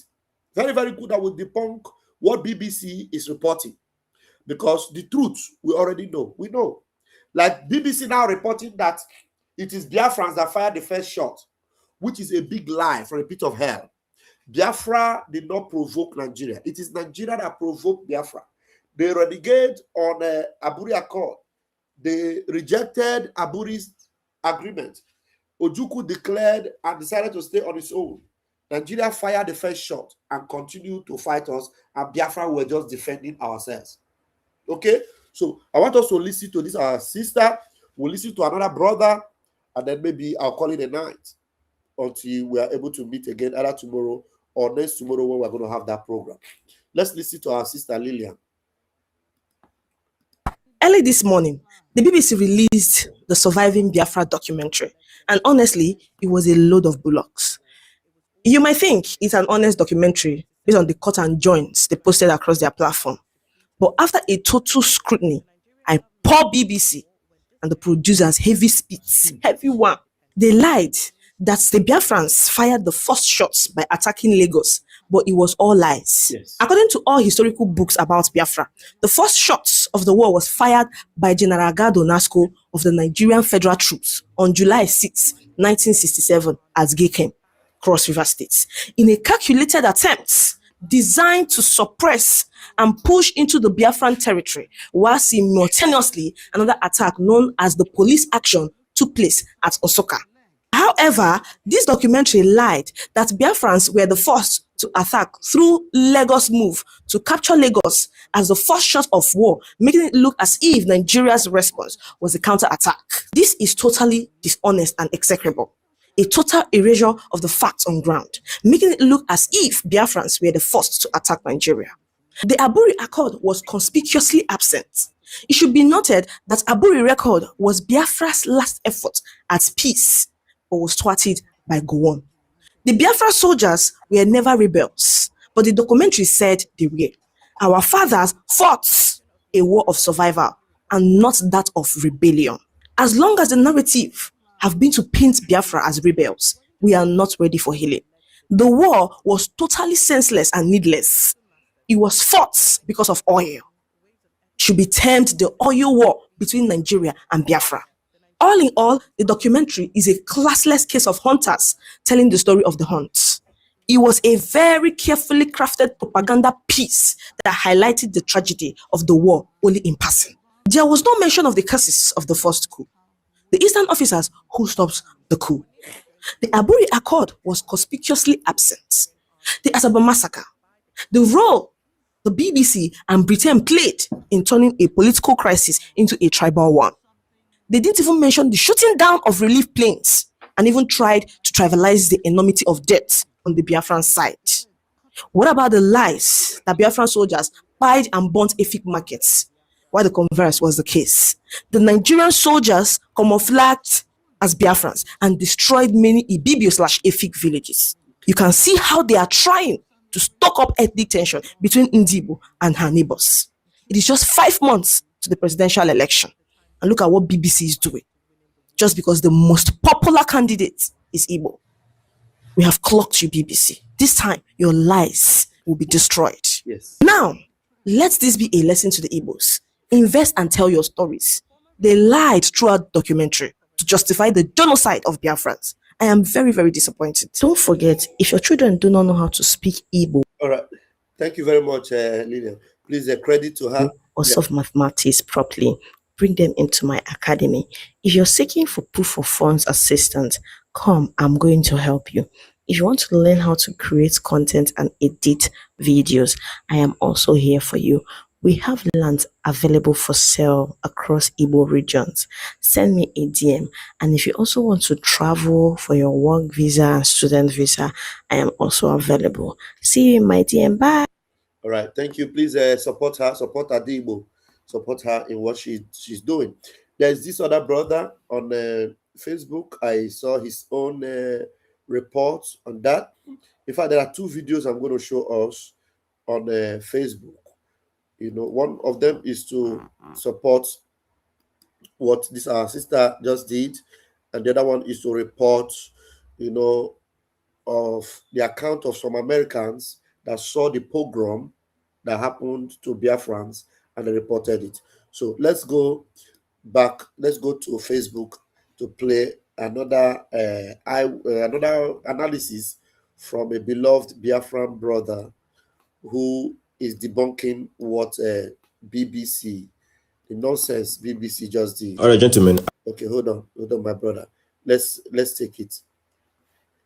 This is our brother Wanda. I think Wanda is his name. Let's listen to his own analysis. All right, gentlemen, I have painstakingly watched from the beginning to the end every bit of the documentary posted by BBC concerning Biafran War 1967, and with a heavy heart I'm making this video. It is important to know when history is being written or rewritten in your own eyes and you are not saying anything about it. A video that is captioned Biafran Documentary 1967 posted by a big channel like BBC is history being written in your own eyes. It's important for you to say something when it is going on. Now, from my own end, watching every bit of that video, I strongly believe that the veterans that were featured in that video, they said exactly their mind and they were not necessarily influenced by anybody. But then it is still important to state some things right. This veteran from the Nigerian troop end, he was saying that there was a coup and there was a counter coup. The coup eliminated some northern people and the counter coup eliminated some eastern people, and there was a crisis and the Biafra declared republic. Then Nigeria prepared a counter attack. The question is, was Nigeria really counter-attacking or was Nigeria attacking? Who first attacked? Now from the documentary, the man stated like as if the Biafrans attacked the northern territory first and the northern territory prepared for a counter-attack. No. The Nigerian troop attacked the Biafrans first and they wanted to capture Ojukwu. Why did they want to capture Ojukwu? Because Ojukwu has declared Republic of Biafra. So it is very important for us to correct that demonic narrative that BBC. You need to understand how terrible BBC are. Remember now that BBC, they are owing Donald Trump $1 billion for doctoring Donald Trump's video. So if they can do that to Donald Trump, who they never wanted to become president, who eventually became president now, and is suing them to their teeth, they can do it to Donald Trump. You can imagine what they would do to Biafra, that they want to steal our land and steal our oil for eternity. So you see, BBC went and called people that were, some of them were truly eyewitness accounts. Like this brother said, they may not have been induced to come and do what they did. They actually spoke their own, what they knew from their own side. But that was not the complete truth of the whole scenario. Now, talking about who fired the first shot, it is important we establish that Nigeria fired the first shot and not Biafra. Why are they insisting to make it believe, or make people believe that Biafra fired the first shot, to make you believe that Biafra were the one that went against Aburi Accord? Why did they bring all this out? To destroy our reputation, to tarnish our image, to give us a bad name, so that when we are talking about Biafra, people say, are you not the people that destroyed the Aburi Accord? Are you not the people that started the war? Are you not the people that fought? So that's why I'm going to bring you these two videos. I will bring now. After this one, I will bring eyewitness account to those that saw the pogrom, so that you will understand what BBC have done and what they want to achieve. But they don't know what we are capable of, because we, in this generation of media, we are going to counter every of their demonic and diabolic narrative. 2026 is not 1967. 2026 is not 1966 pogrom. We are going to expose BBC and we are going to sue them again, just the way Donald Trump sued them. Now they are crying, because by the time they pay the $1 billion of Donald Trump, they will go bankrupt. So before they go bankrupt, they want to quickly destroy the image of Biafra, which they have already failed on arrival. But whether or not they will go bankrupt is a done deal. BBC must go bankrupt, but Biafra must emerge. Their lies and propaganda against Biafra is dead on arrival. I am Vam Vam Vam. So let's go and listen to this, our brother, what he's saying. I will start it from the top again. Documentary posted by BBC concerning Biafran War 1967, and with a heavy heart I'm making this video. It is important to know when history is being written or rewritten in your own eyes and you are not saying anything about it. A video that is captioned Biafran Documentary 1967 posted by a big channel like BBC is history being written in your own eyes. It's important for you to say something when it is going on. Now, from my own end, watching every bit of that video, I strongly believe that the veterans that were featured in that video, they said exactly their mind and they were not necessarily influenced by anybody. But then it is still important to state some things right. This veteran from the Nigerian troop end, he was saying that there was a coup and there was a counter coup. The coup eliminated some northern people and the counter coup eliminated some eastern people, and there was a crisis and the Biafra declared republic. Then Nigeria prepared a counter attack. The question is, was Nigeria really counter-attacking or was Nigeria attacking? Who first attacked? Now from the documentary, the man stated like as if the Biafrans attacked the Northern Territory first and the Northern Territory prepared for a counter-attack. No. The Nigerian troop attacked the Biafrans first and they wanted to capture Ojukwu. Why did they want to capture Ojukwu? Because Ojukwu has declared Republic of Biafra. It was on May 30th, 1967 that Ojukwu declared Republic of Biafra. Why did he declare Republic of Biafra? It's because 3 days before that May 30th, May 27th, General Yakubu Gowon divided the East into 3. After dividing the East, he's blockaded Biafra. This prevented Biafra from getting resources, getting food and everything. So in response to the division and the blockade, Ojukwu declared Republic of Biafra. Why did Gowon blockade and divide the East? Gowon blockaded and divided the East because Ojukwu and Gowon, they had an agreement in Aburi in Ghana, how they are going to distribute power and how going to own resources. And that was in January 1967. After the agreement, they called it Aburi Accord. Accord means agreement. But then later, Yakubu Gowon now said that it was not an agreement, it was a framework of discussion that needed to be refined. Then Ojukwu insisted that it is an agreement and it must stand. That is where their problem started. Who did the first attack? Nigerian troops did the first attack against Biafra and they retaliated. When I'm talking about first attack, I'm not talking about the first coup, the second coup. I'm not talking about the movement of Igbos must leave the northern territories that resulted to the death of over 30,000 of the Igbos and over 2 million of them were displaced. No, the first attack I'm talking about is the first military attack against a particular entity, either against Nigeria or either Biafra. The first military attack was carried out by the Nigerian troop against the Biafran troop, and this was a mission to capture Odumegwu Ojukwu because he declared Republic of Biafra on May 1967. Now, in the same documentary, this is a footage of General Yakubu Gowon being asked, would there be need for military action to capture Ojukwu, and he said yes. Secondly, the same veteran on the Nigerian troop that said that Nigerian troop only did a counter-attack, he is still the one that said that Biafran troop, they were setting traps for them. So, we are Biafran setting trap for you in the Northern Territory. No, they set trap for you in their home because you came to attack them in their home. And lastly, in the entire history of everything, the fight did not happen. All right, gentlemen, I've painstakingly watched from the beginning. Okay, he said there will be part 2. Let me see. Let me go through his page and see. Let me see if he has the part 2, because he said something about part 2 there. Let me just quickly see. Okay, I believe he must have done the part 2 here. Wow, he did a lot here. Okay, part 2.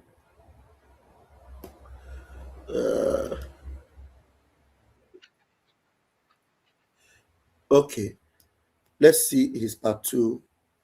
Hold on, guys.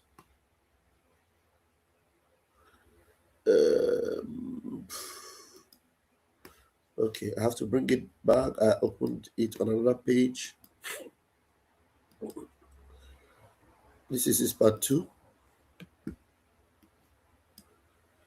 Yes, let's listen to it. I'm going to upload BBC for being able to bring different footages that were just scattered everywhere so people can go and watch. But the most important things about the documentary were not breathed out, which is number one, what was really the cause of the disagreement of the Abreu Accord? And secondly, what was the main thing that led to the death of over 3 million people? Is because the Nigerian troop, they blockaded the Biafrans and they were not able to be getting food resources, mineral resources, get drink, get water. They were not able to get anything. That was what caused the death of most of the Biafrans. Number 3, the documentary did not cover the Asaba massacre, which is very, very significant because all of us, we claim we want one Nigeria, and the whole of the essence of the fight is that Gowon was shouting one Nigeria. The full meaning of Gowon, they were shouting those times, is go on with one Nigeria. But then if you are claiming that we want one Nigeria, but the Asaba massacre was actually real, then it says a lot about the one Nigeria that we claim. Number 4, they did not mention the role that Britain played in the whole of everything, which is very, very important. But then I'm going to amplify what this Nigerian veteran said. He said that Britain had the power to stop the war, but no, they fueled it because they were fighting for their own personal interests, and that is the truth. Fast forward to 2026, it's important to know that after everything happened, there was Oputa panel where they debated everything that happened. That debate, the people that added the Igbo names in the list that said that these were the people that plotted the first coup, they were not able to answer even simple questions questions about the names they listed, which simply suggests that everything was all lies. And again, according to the book released by IBB recently, he acknowledged on his own that that coup was not necessarily an Igbo coup. As at this point now, after watching the documentary posted by BBC and everything happened, I think the entire Nigerian people owe these people an apology. It's still so ridiculous to me that I'm going to see people in the comment section that are still trying to justify this nonsense. Over 3 million people lost their life because of propaganda, media manipulation. At this point, you should be able to understand the reason why they're always saying that they want to stay on their own. I think if Nigeria ever feels that we can move forward, the Federal Republic of Nigeria, the federal government, and the entire Nigerian people need to apologize to the Igbos. They were wrongfully. It was wrong. And if you think that it is very, very easy to forget, remember that over 3 million of their brothers were lost in this nonsense. Is it that easy to forget? Peace and love. Thank you. Thank you very much. Wow. Wow. And he actually did a full edition. I'm going to upload important things about the documentary. I'm going to upload. Sorry. He actually did a full edition. We are not bleed out, which is number one. What he did a full edition of it posted by BBC concerning Biafran War 1967. And with a heavy heart, I'm making this video. All right, gentlemen, I've painstakingly watched from the beginning to the end every bit of the documentary posted. All right, gentlemen. Okay, I think the full edition is here, but let's leave it. Let's go to. I want to go to something else. I've painstakingly watched from the beginning to the end. It's okay. I want to show us the other video, this particular video here, about the eyewitness of the pogrom. Please, let's listen to this video. How many minutes of video? Wow, it's a long one. Then we have to, let's listen to this one. It's about 11 minutes. Please, let's play this. In 1966, during the Igbo genocide in Nigeria, in fact, after I watched this video, I can't wonder what is happening in Nigeria. Now, calm down. You people will watch this video. These white people that you are seeing, they are missionaries. They came to Nigeria, in the northern part of Nigeria, then saw the genocide against the Igbos. These white people that you are seeing right now, these people are missionaries. In 1966, these people witnessed the Igbo genocide in Nigeria. You will hear it from them. I know that most of you never watched this video. Calm down, you watch this video. This video is very long, but I just cut small. This video is like 1 hour and I cut small to play so that you people will see what happened. These white people, they based in the northern part of Nigeria, in Pratu, Jos, Igbo genocide in Benue State, Pratu, Kaduna. You will hear it from them. These people are missionary. They saved the Igbos during 1966. After they traveled back to America, this is an American missionary. After they traveled back to America, they started talking what did they see in Nigeria? How they massacre Igbo, mass burial of Igbo in the north. And according to these people, they said that this thing is not about religious war. No. They said that even some Christians in the north massacred Igbos, some Christians. So, and even till today, they see some Christians, Nigeria, where they practice tribalism. You call yourself a Christian, you call yourself a pastor, and you are practicing tribalism. I don't know the kind of Christianity are you practicing. As for me, I don't get time for tribalism. For me, I know they practice tribalism. I will say the truth the way I see it. I told you people that Igbos are the Jews. The population of the Jews in Igbo land, millions. Millions of the Igbos are Jews. And the same persecution that Israel are going through in the hand of the enemy, that is what is happening in Nigeria. That is what the Igbos are going through. Persecuting Igbos. Thank God that Babangida have confessed through the book he wrote that the problem is not from the Igbos. But before people are blaming Igbos. Now Igbos cause all the problem in Nigeria. And know you that this is not a civil war. This is not a civil war. This is about the genocide against the Igbos. The civil war started in 1967. I don't know the family of this missionary that saved our brothers, our sisters. These white missionary that you are seeing that are living in the northern part of Nigeria during the Igbo genocide, they saved the Igbos. God will bless them. I don't know them. Most of them now maybe don't die because this video that you are seeing is an old video. These people, they are the missionary. God will bless their families. God will bless their children. These people you are seeing, they save the life of Igbos in the north. They save the life of Igbos. They hide them. God will bless them. God will bless them. Now I know the reason that Showole say that Nigerian government need to apologize to Ndibo. Now I know the reason Showole make that statement that Nigeria government need to apologize to Ndibo. In fact, may God help us for what we are seeing in Nigeria. There. And so James Yarbrough said, I will take these three on to Kano. You all go back to Jos. That violent episode is one of several in the north targeting Igbos for abuse, mutilation, or killing. Igbo homes and businesses are looted, while some Igbos try to evacuate via train. A June 2nd memo from Church of the Brethren missionary Roger Ingold reveals the magnitude of the problem. It appears that the press has been playing down the extent and severity of the demonstrations, rioting, and damage done. The report is that many hotels and buildings owned by Igbos have been destroyed, and it seems that there has been considerably more loss of life than has been reported. Ingold ends the memo. I note a few examples of some additional strain and tension on some of the missionaries working here. Catholic leaders are on edge over the tribal conflict. I went one Sunday morning to one of our country churches. We call them bush churches. That Sunday morning, an Igbo recited the 91st Psalm.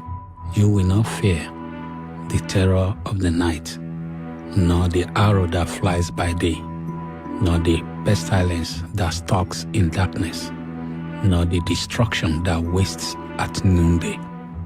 1,000 may fall at your side, 10,000 at your right hand, but it will not come near you.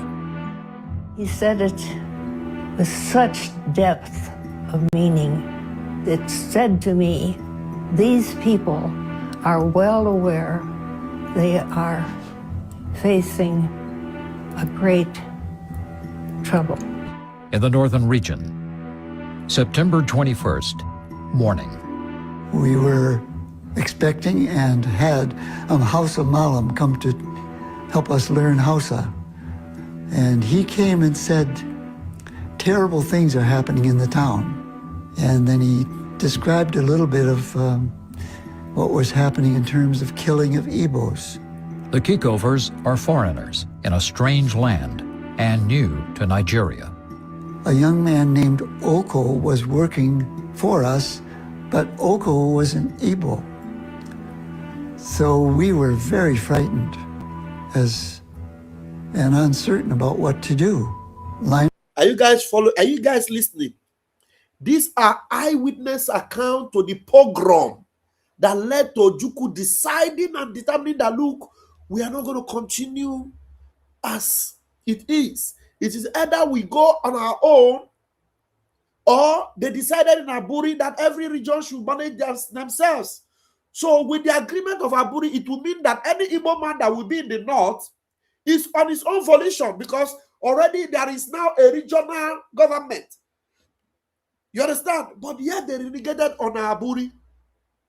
These are people that witnessed the pogrom. My goodness me. I would need to watch this full video. No, this brother said this is a part of the video. And if there's anybody that have the full interview, please, we want to play it on this platform. Please, let's continue to listen. These people are talking about what they experienced. The Igbos were targeted in the north. You know, this last one was talking about an Igbo man that was working with them, and they were scared to death for the life of that Igbo man. And he came and said, terrible things are happening in the town. And then he described a little bit of what was happening in terms of killing of Igbos. The Kickovers are foreigners in a strange land and new to Nigeria. A young man named Oko was working for us, but Oko was an Igbo. So we were very frightened and uncertain about what to do. Linus is our steward. He works for us. began working for us when we came to McCurdy. Wonderful man. It was Linus who said, it's not safe to go into the town, but there is a way through the field from here to the rail station. And he said, I can take Oko to the rail station and get him there. Oko knew he had to get out, and we paid him for his work. And we said farewell to him, gave him a little money for his trip, and he left with our prayers for his safety. Very unsure. He took him to the train station, and in about 2 hours he was back without Oko. And he said they had gotten to the train station safely, and Oko was there. Around 6 o'clock, we heard the train whistle. In Zankibiam, Boz finds himself in the middle of the coming purge. The national pastor came to me and said, Lee, I want to show you my field. Well, I never go and see his field.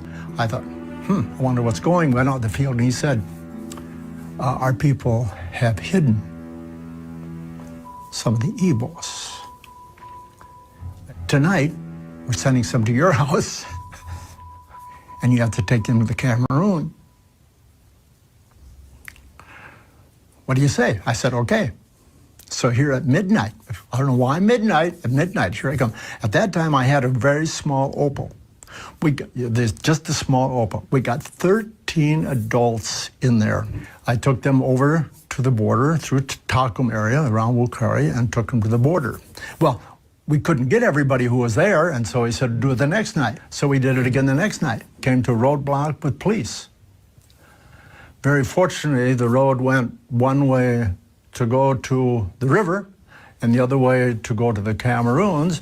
And so by God's grace, I slowed down and I put on my blinker light and went way on that side of the road, and the police all went to that side of the road, and I quickly swung back and went. And we were hoping we wouldn't get shot.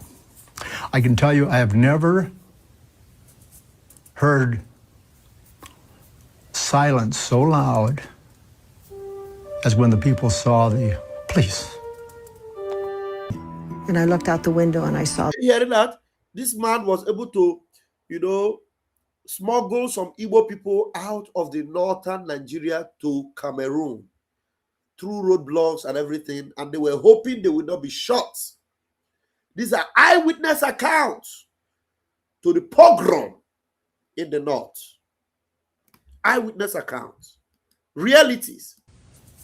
Heard silence so loud as when the people saw the police. And I looked out the window and I saw the mob. But anytime this mob would think that there was an Igbo or it was called out, it was somebody from the south, they would chase after them. And then you'd hear the whacking. I'm gonna cry. Yeah. We knew they were being beaten in the grass. I caught out of the corner of my eye a single man coming up from the road, and it seemed very obvious to me that he was running away from something. And I was concerned. My door was right in line with the direction he was going. I really did not want that man coming in there, but he did come in. And I went to meet him immediately. I didn't want those seventh graders to be disturbed or alarmed in any way about what was going on. I said to him, as best as I can remember, you can't stay in this room. And he said to me, but madam, I don't want to die. I don't want to die. Hey. And so I said, come with me. Wagner exits the classroom with the Igbo man, Hey. but he leaves Wagner to join a nearby group he perceives as friendly. Meanwhile, Principal Weaver knows that Hillcrest employs several Igbos, among them Hyacinth Adebemba. When I went into the office, Hyacinth was not there, and I was really concerned. I asked about him, and I was told, I was assured that they believed that he was okay. I know I asked a number of questions and I got sort of a vague response. He was hidden supposedly in the rafters in our sanctuary in the church. We had heard that one could get through the city and that there were digging mass graves on the other side of the city because so many people had been killed, that if we could get the body there, they would take care of it. We were pretty anxious going across town, but we got to the mass graves and a sight that I will never forget. How? Rectangular, big holes filled with bodies. Are you hearing that? Rectangular, big holes filled with bodies of Igbo people, mass graves. These people, they saw the massacre of our people. These are the things Ojukwu saw and said, no, no. Hey, Chineke.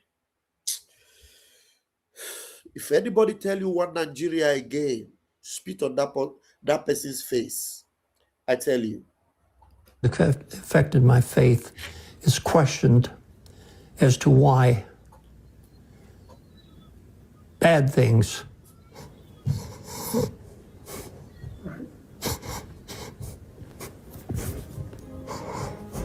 This white man is crying. He's crying about the bad things he saw that happened to Igbo people. He's crying. He's breaking down. Filled with bodies. It's affected my faith is questioned as to why bad things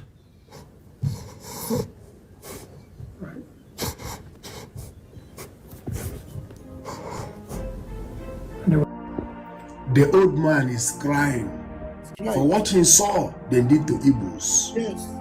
He's crying. He's crying. And this is not about this. This is not. This one is not the civil war. This one may be Biafran war. No, just normal as they are massacring Igbos. Yes. Watch the next video because the video is very long. Watch the next video. I will post the other one. Watch the next video. The video is very long, so I can't post all of them once. So watch the next video. I will post the remaining one. In 1966, during the Igbo genocide in Nigeria, in fact, he said he posted the next video. Let me go on his page and see. Let me see. The next video. Where is it? This must be it. Let me see.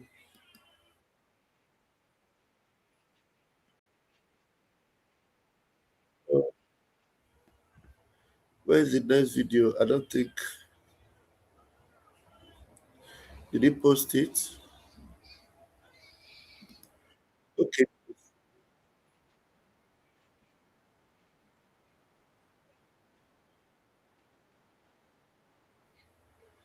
Okay. I think this is it. Let me see. Let me bring it. Let's bring it. I think it must be it. Let's go. Let's get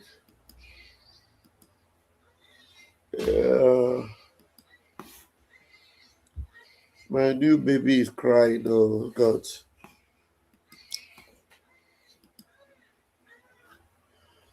My son is crying. Jesus is Lord. What happened?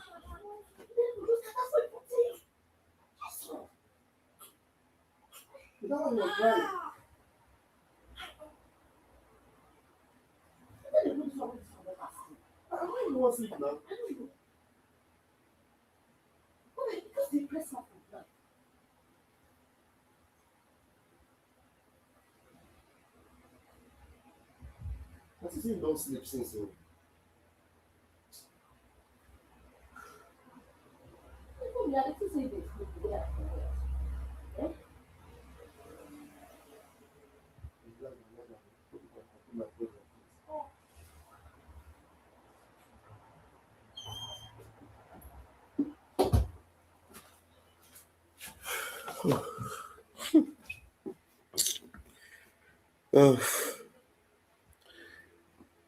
It is well.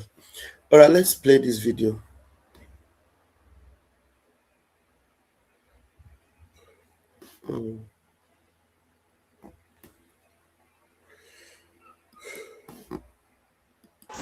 This video that you are watching is what happened in 1966 in Nigeria, in the northern Nigeria, genocide against the Igbos. They slaughtered thousands of Igbos in different states in the northern Nigeria. This is what happened. Even some of the American missionaries that came to northern part of Nigeria, they speak what happened during the genocide against the innocent Igbos. Maybe by tomorrow I will post the video. So watch this video. This video that you are watching, they act it, but this is exactly what happened. This is exactly what happened. This is exactly what happened. They act it for what they saw in Nigeria during the genocide against the Igbos. Just watch this video. Anything to declare, sir? No.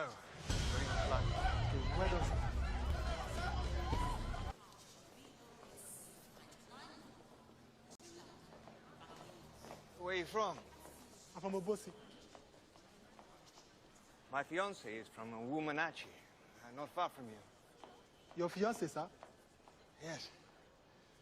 Her name is Kainini. You speak Igbo, sir? Wani Dinam. Eh? You speak? In Igbo. My name is Nemeka. Nice talking to you. Thank you, sir. Thank you, sir.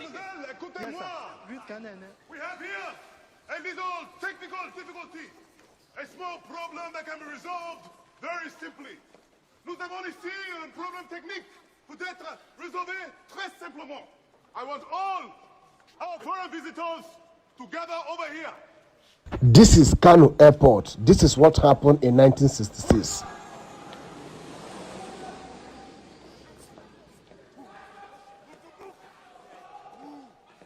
Tout l'assemblée assemblée ici. This way, sir. Passports! Bring out your passports! Where's your passport? It's at home, sir. I haven't got it on me here, sir. You are Igbo? Yes, sir. Come, my brother, come. Yes, sir. Turn the page. Passport! Show me your passport! Which church you go to? I'm Catholic. Oh, you're a Catholic? Ah, that's nice. Well, what is the name of the church? St. Dominic's. Listen, just wait for me a minute. Passport.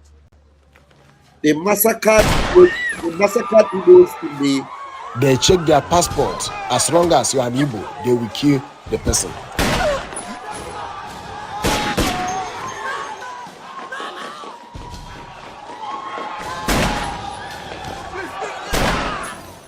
Get up! Move! They massacred them.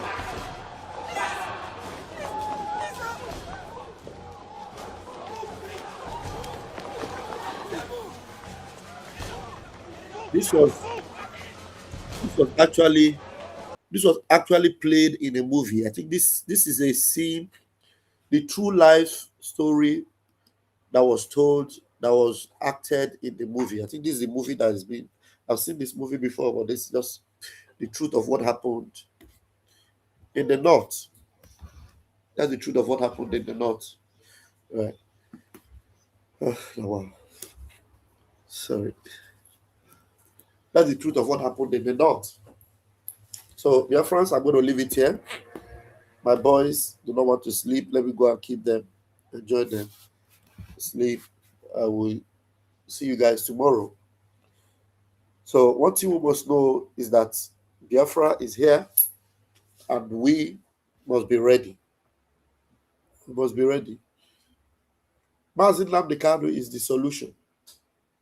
And if we refuse to stand up and fight for his freedom, thinking that our own, that would they fight for one Nigeria, for freedom of this, freedom of that. If there is no freedom of Mazi Nnamdi Kanu, there is no freedom of Nigeria. If there is no freedom of Biafran people, there is no freedom of the indigenous people of Nigeria. So I'm going to leave it here until I see you all tomorrow, by the grace of God. My boys are not sleeping. Let me go and put them to sleep. It's already late here. Good night, everyone, and God bless you. Hi,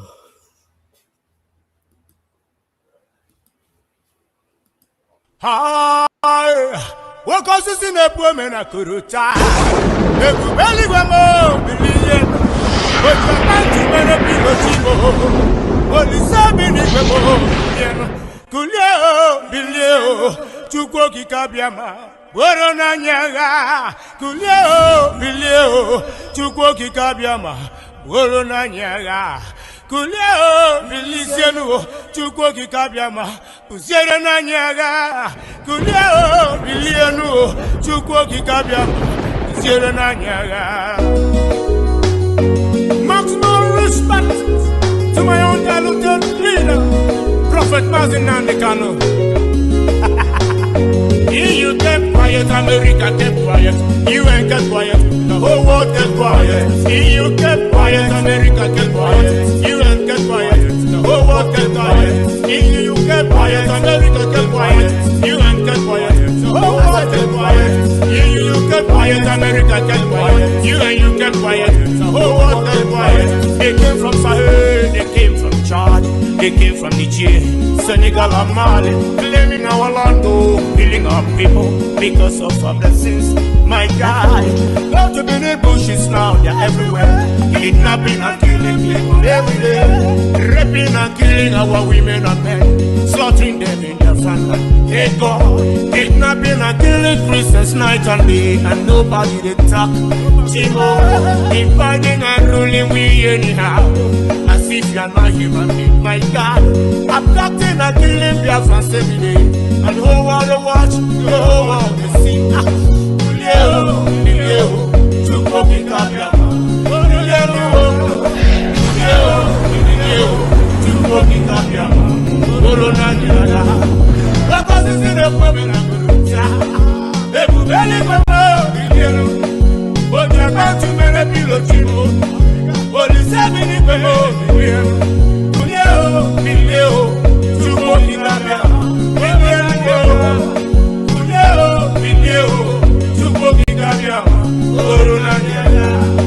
they splitted us just in the killers. They rape our papa, they rape our mama. He go do me, we are one. Each and every bank, we are one people. The robo is so cold, we are one. He's also kiri, we are one people. Ogoni Kalabari, we are one. Kalabang and Igbo, we are one. He go do me, we are one. We are one people. Urobo Isoko, we are one. It's also Kiri, we are one people. Okoni Kalabari, we are one. Kalabang and Igbo, we are one people. They splitted us, just the killers. They rape our papa, they rape our mama, they rape our wives, they rape our girls, they rape our sisters, raping even our children. Raping their car with the concealer to women with the top of the car.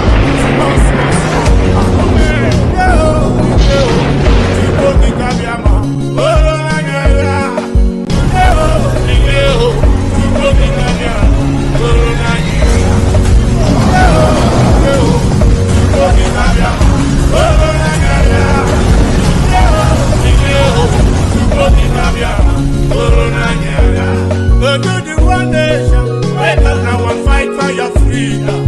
Wake up, your Sunday.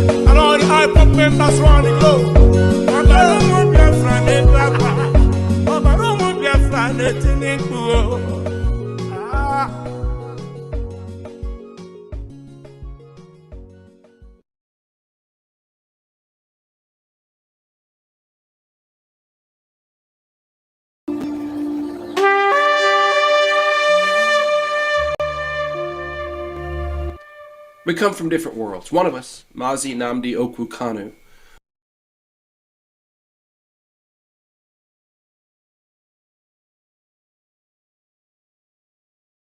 those of you that are still watching, I just want to play the Sokoto Declaration. Tomorrow I will still play it again for those that have left, so that you will see it firsthand here. This is the Sokoto Declaration that was ordered by Mazi Nnamdi Kanu and declared on his behalf by Mike Arnold. Please watch it.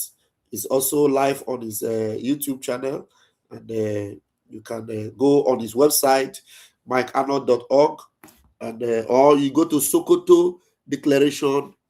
I think that is the website, sokotodeclaration.com. Sokotodeclaration.com. You can also see it there. Very, very important. So let's go.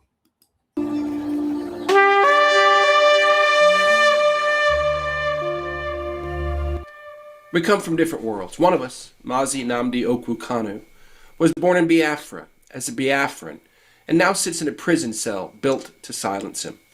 The other, Mike Arnold, was born in the United States of America, where this declaration is being delivered, and has crisscrossed the ocean 16 times because what he saw here would not let him leave.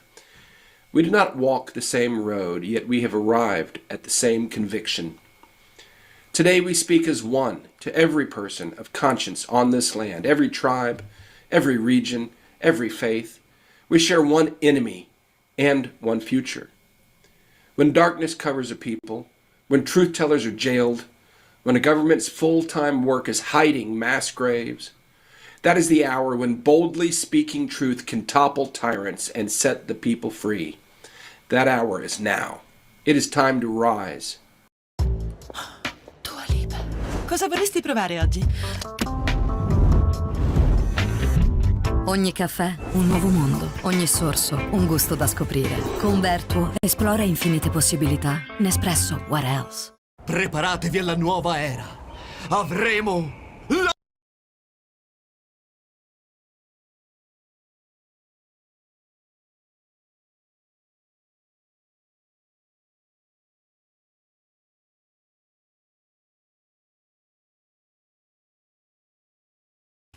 The hour demands it. The scale of suffering is staggering. Hundreds of thousands killed in recent decades alone. Millions displaced from their ancestral homes. The darkness has many faces. The historical legacy of jihadist conquest, Boko Haram, ISIS affiliates, armed Fulani militias, lobbyists in Washington, and tyrants in Aso Rock who enrich themselves while denying the dead. By 1900, the Sokoto Caliphate was among the largest slave societies in modern history. The genocidal Biafran Nigerian War claimed some 3.6 million lives, according to official estimates, with Irish missionaries putting the figure closer to 5 million, many through starvation. Since 2009, credible reports document more than 180,000 deaths.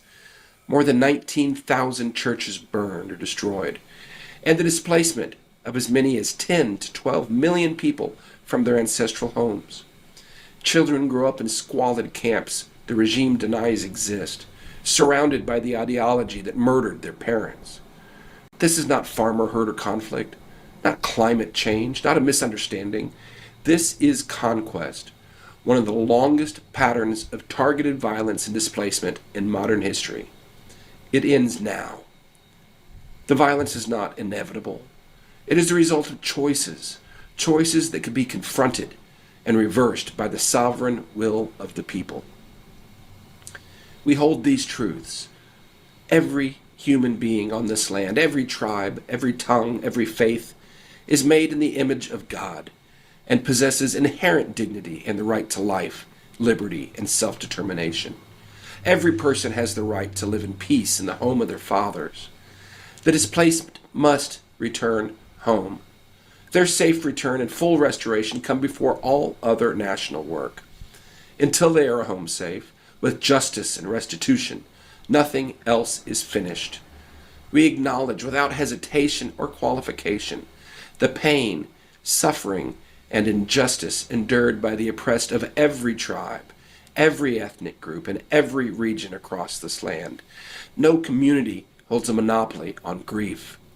From north to south, east to west, millions have borne the weight of violence, corruption, neglect, and broken promises. Their blood, their tears, and their stolen futures cry out for justice, just the same. They too are entitled to freedom, dignity, and security, no less than any Biafran, no less than any Nigerian. We do not seek liberty for our one people alone, but for all who suffer under injustice. The society we demand is one rooted in freedom, equity, justice, fairness, and the uncompromising supremacy of the rule of law. These ideals are not optional. They are irreducible, non-negotiable, and the minimum standard we demand from those who govern and from ourselves. A government is legitimate only with the consent of the governed. When it arms killers, bulldozes camps of displaced citizens, and pays foreign press agents to deny mass graves, it has lost the right to govern. Self-determination is not a crime. It is a fundamental, inalienable right enshrined in the supreme law of the land and in binding international instruments solemnly ratified by Nigeria herself. Nigeria's constitution, the apex legal instrument of the Federal Republic, declares in unambiguous terms that sovereignty and power belong to the people, not to any cabal that looted and rigged its way to Abuja. Beneath the Constitution sits the African Charter on Human and People's Rights, which occupies the second highest position in the hierarchy of Nigerian law. What makes this even more damning is an innocuous but explosive provision in Nigerians' own Terrorism Prevention and Prohibition Act 2022. Section 2, subsection 3F expressly provides that any act which constitutes a breach of the African Charter on Human and People's Rights is, by that very fact, an act of terrorism under Nigerian law. Let the world hear this clearly. Article 20 of the African Charter guarantees the right of self-determination, and the continued systematic violation of this right against Biafrans and all other Nigerians, including the persecution and imprisonment of Mazi Nnamdi Kanu, places the Nigerian state in direct, self-inflicted violation of its own anti-terrorism legislation. The regime that accuses others of terrorism is itself culpable of inflicting terrorist acts upon a people peacefully demanding their God-given and constitutionally protected rights. A free vote is not violence. Speaking truth is not terrorism. It is the denial of these rights that constitutes the real terrorism. No ideology that demands death for words, death for faith, or death for tribe has any claim on the future of this land or any other. The wealth under this ground belongs to the people who live on it. Every barrel taken under cover of massacre is theft. Every kilogram of ore dug from under the homes of the displaced is soaked in innocent blood. Every dollar that flows to foreign accounts while children starve is theft.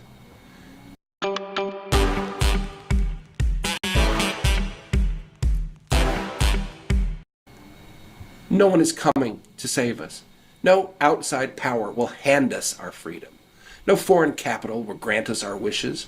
Waiting for rescue is colonial thinking, a habit of the chained mind. The world may help, it may not. We do not wait. Power is never given. It is built. It is taken. The cost. Freedom is not free. It never has been. It will not be now. Those who broke the chains of apartheid did not do it by waiting. Those who faced dogs and hoses in Birmingham did not do it by hoping. Those who walked to the sea at Dundee did not do it by asking permission. They counted the cost. Many paid it. The world changed. Now is the hour for this land. How we fight determines what we build. We do not call for violence or vengeance. We do not call for chaos. We reject the methods of those we oppose, because no true freedom has ever been won with unjust hands. But we are not pacifists. Every people has the God-given right to defend its life, protect its families, and secure its communities with overwhelming lethal force if the moment demands it. We affirm that right without apology and without condition. Peace is not passivity. Peace is strength under restraint. We reject not force, but unjust aggression. We refuse revenge that poisons every cause it enters. There's a wide line between defending the living and becoming what we oppose. Know that line. Walk it. Hold it. We call for courage to name evil in your village, your church,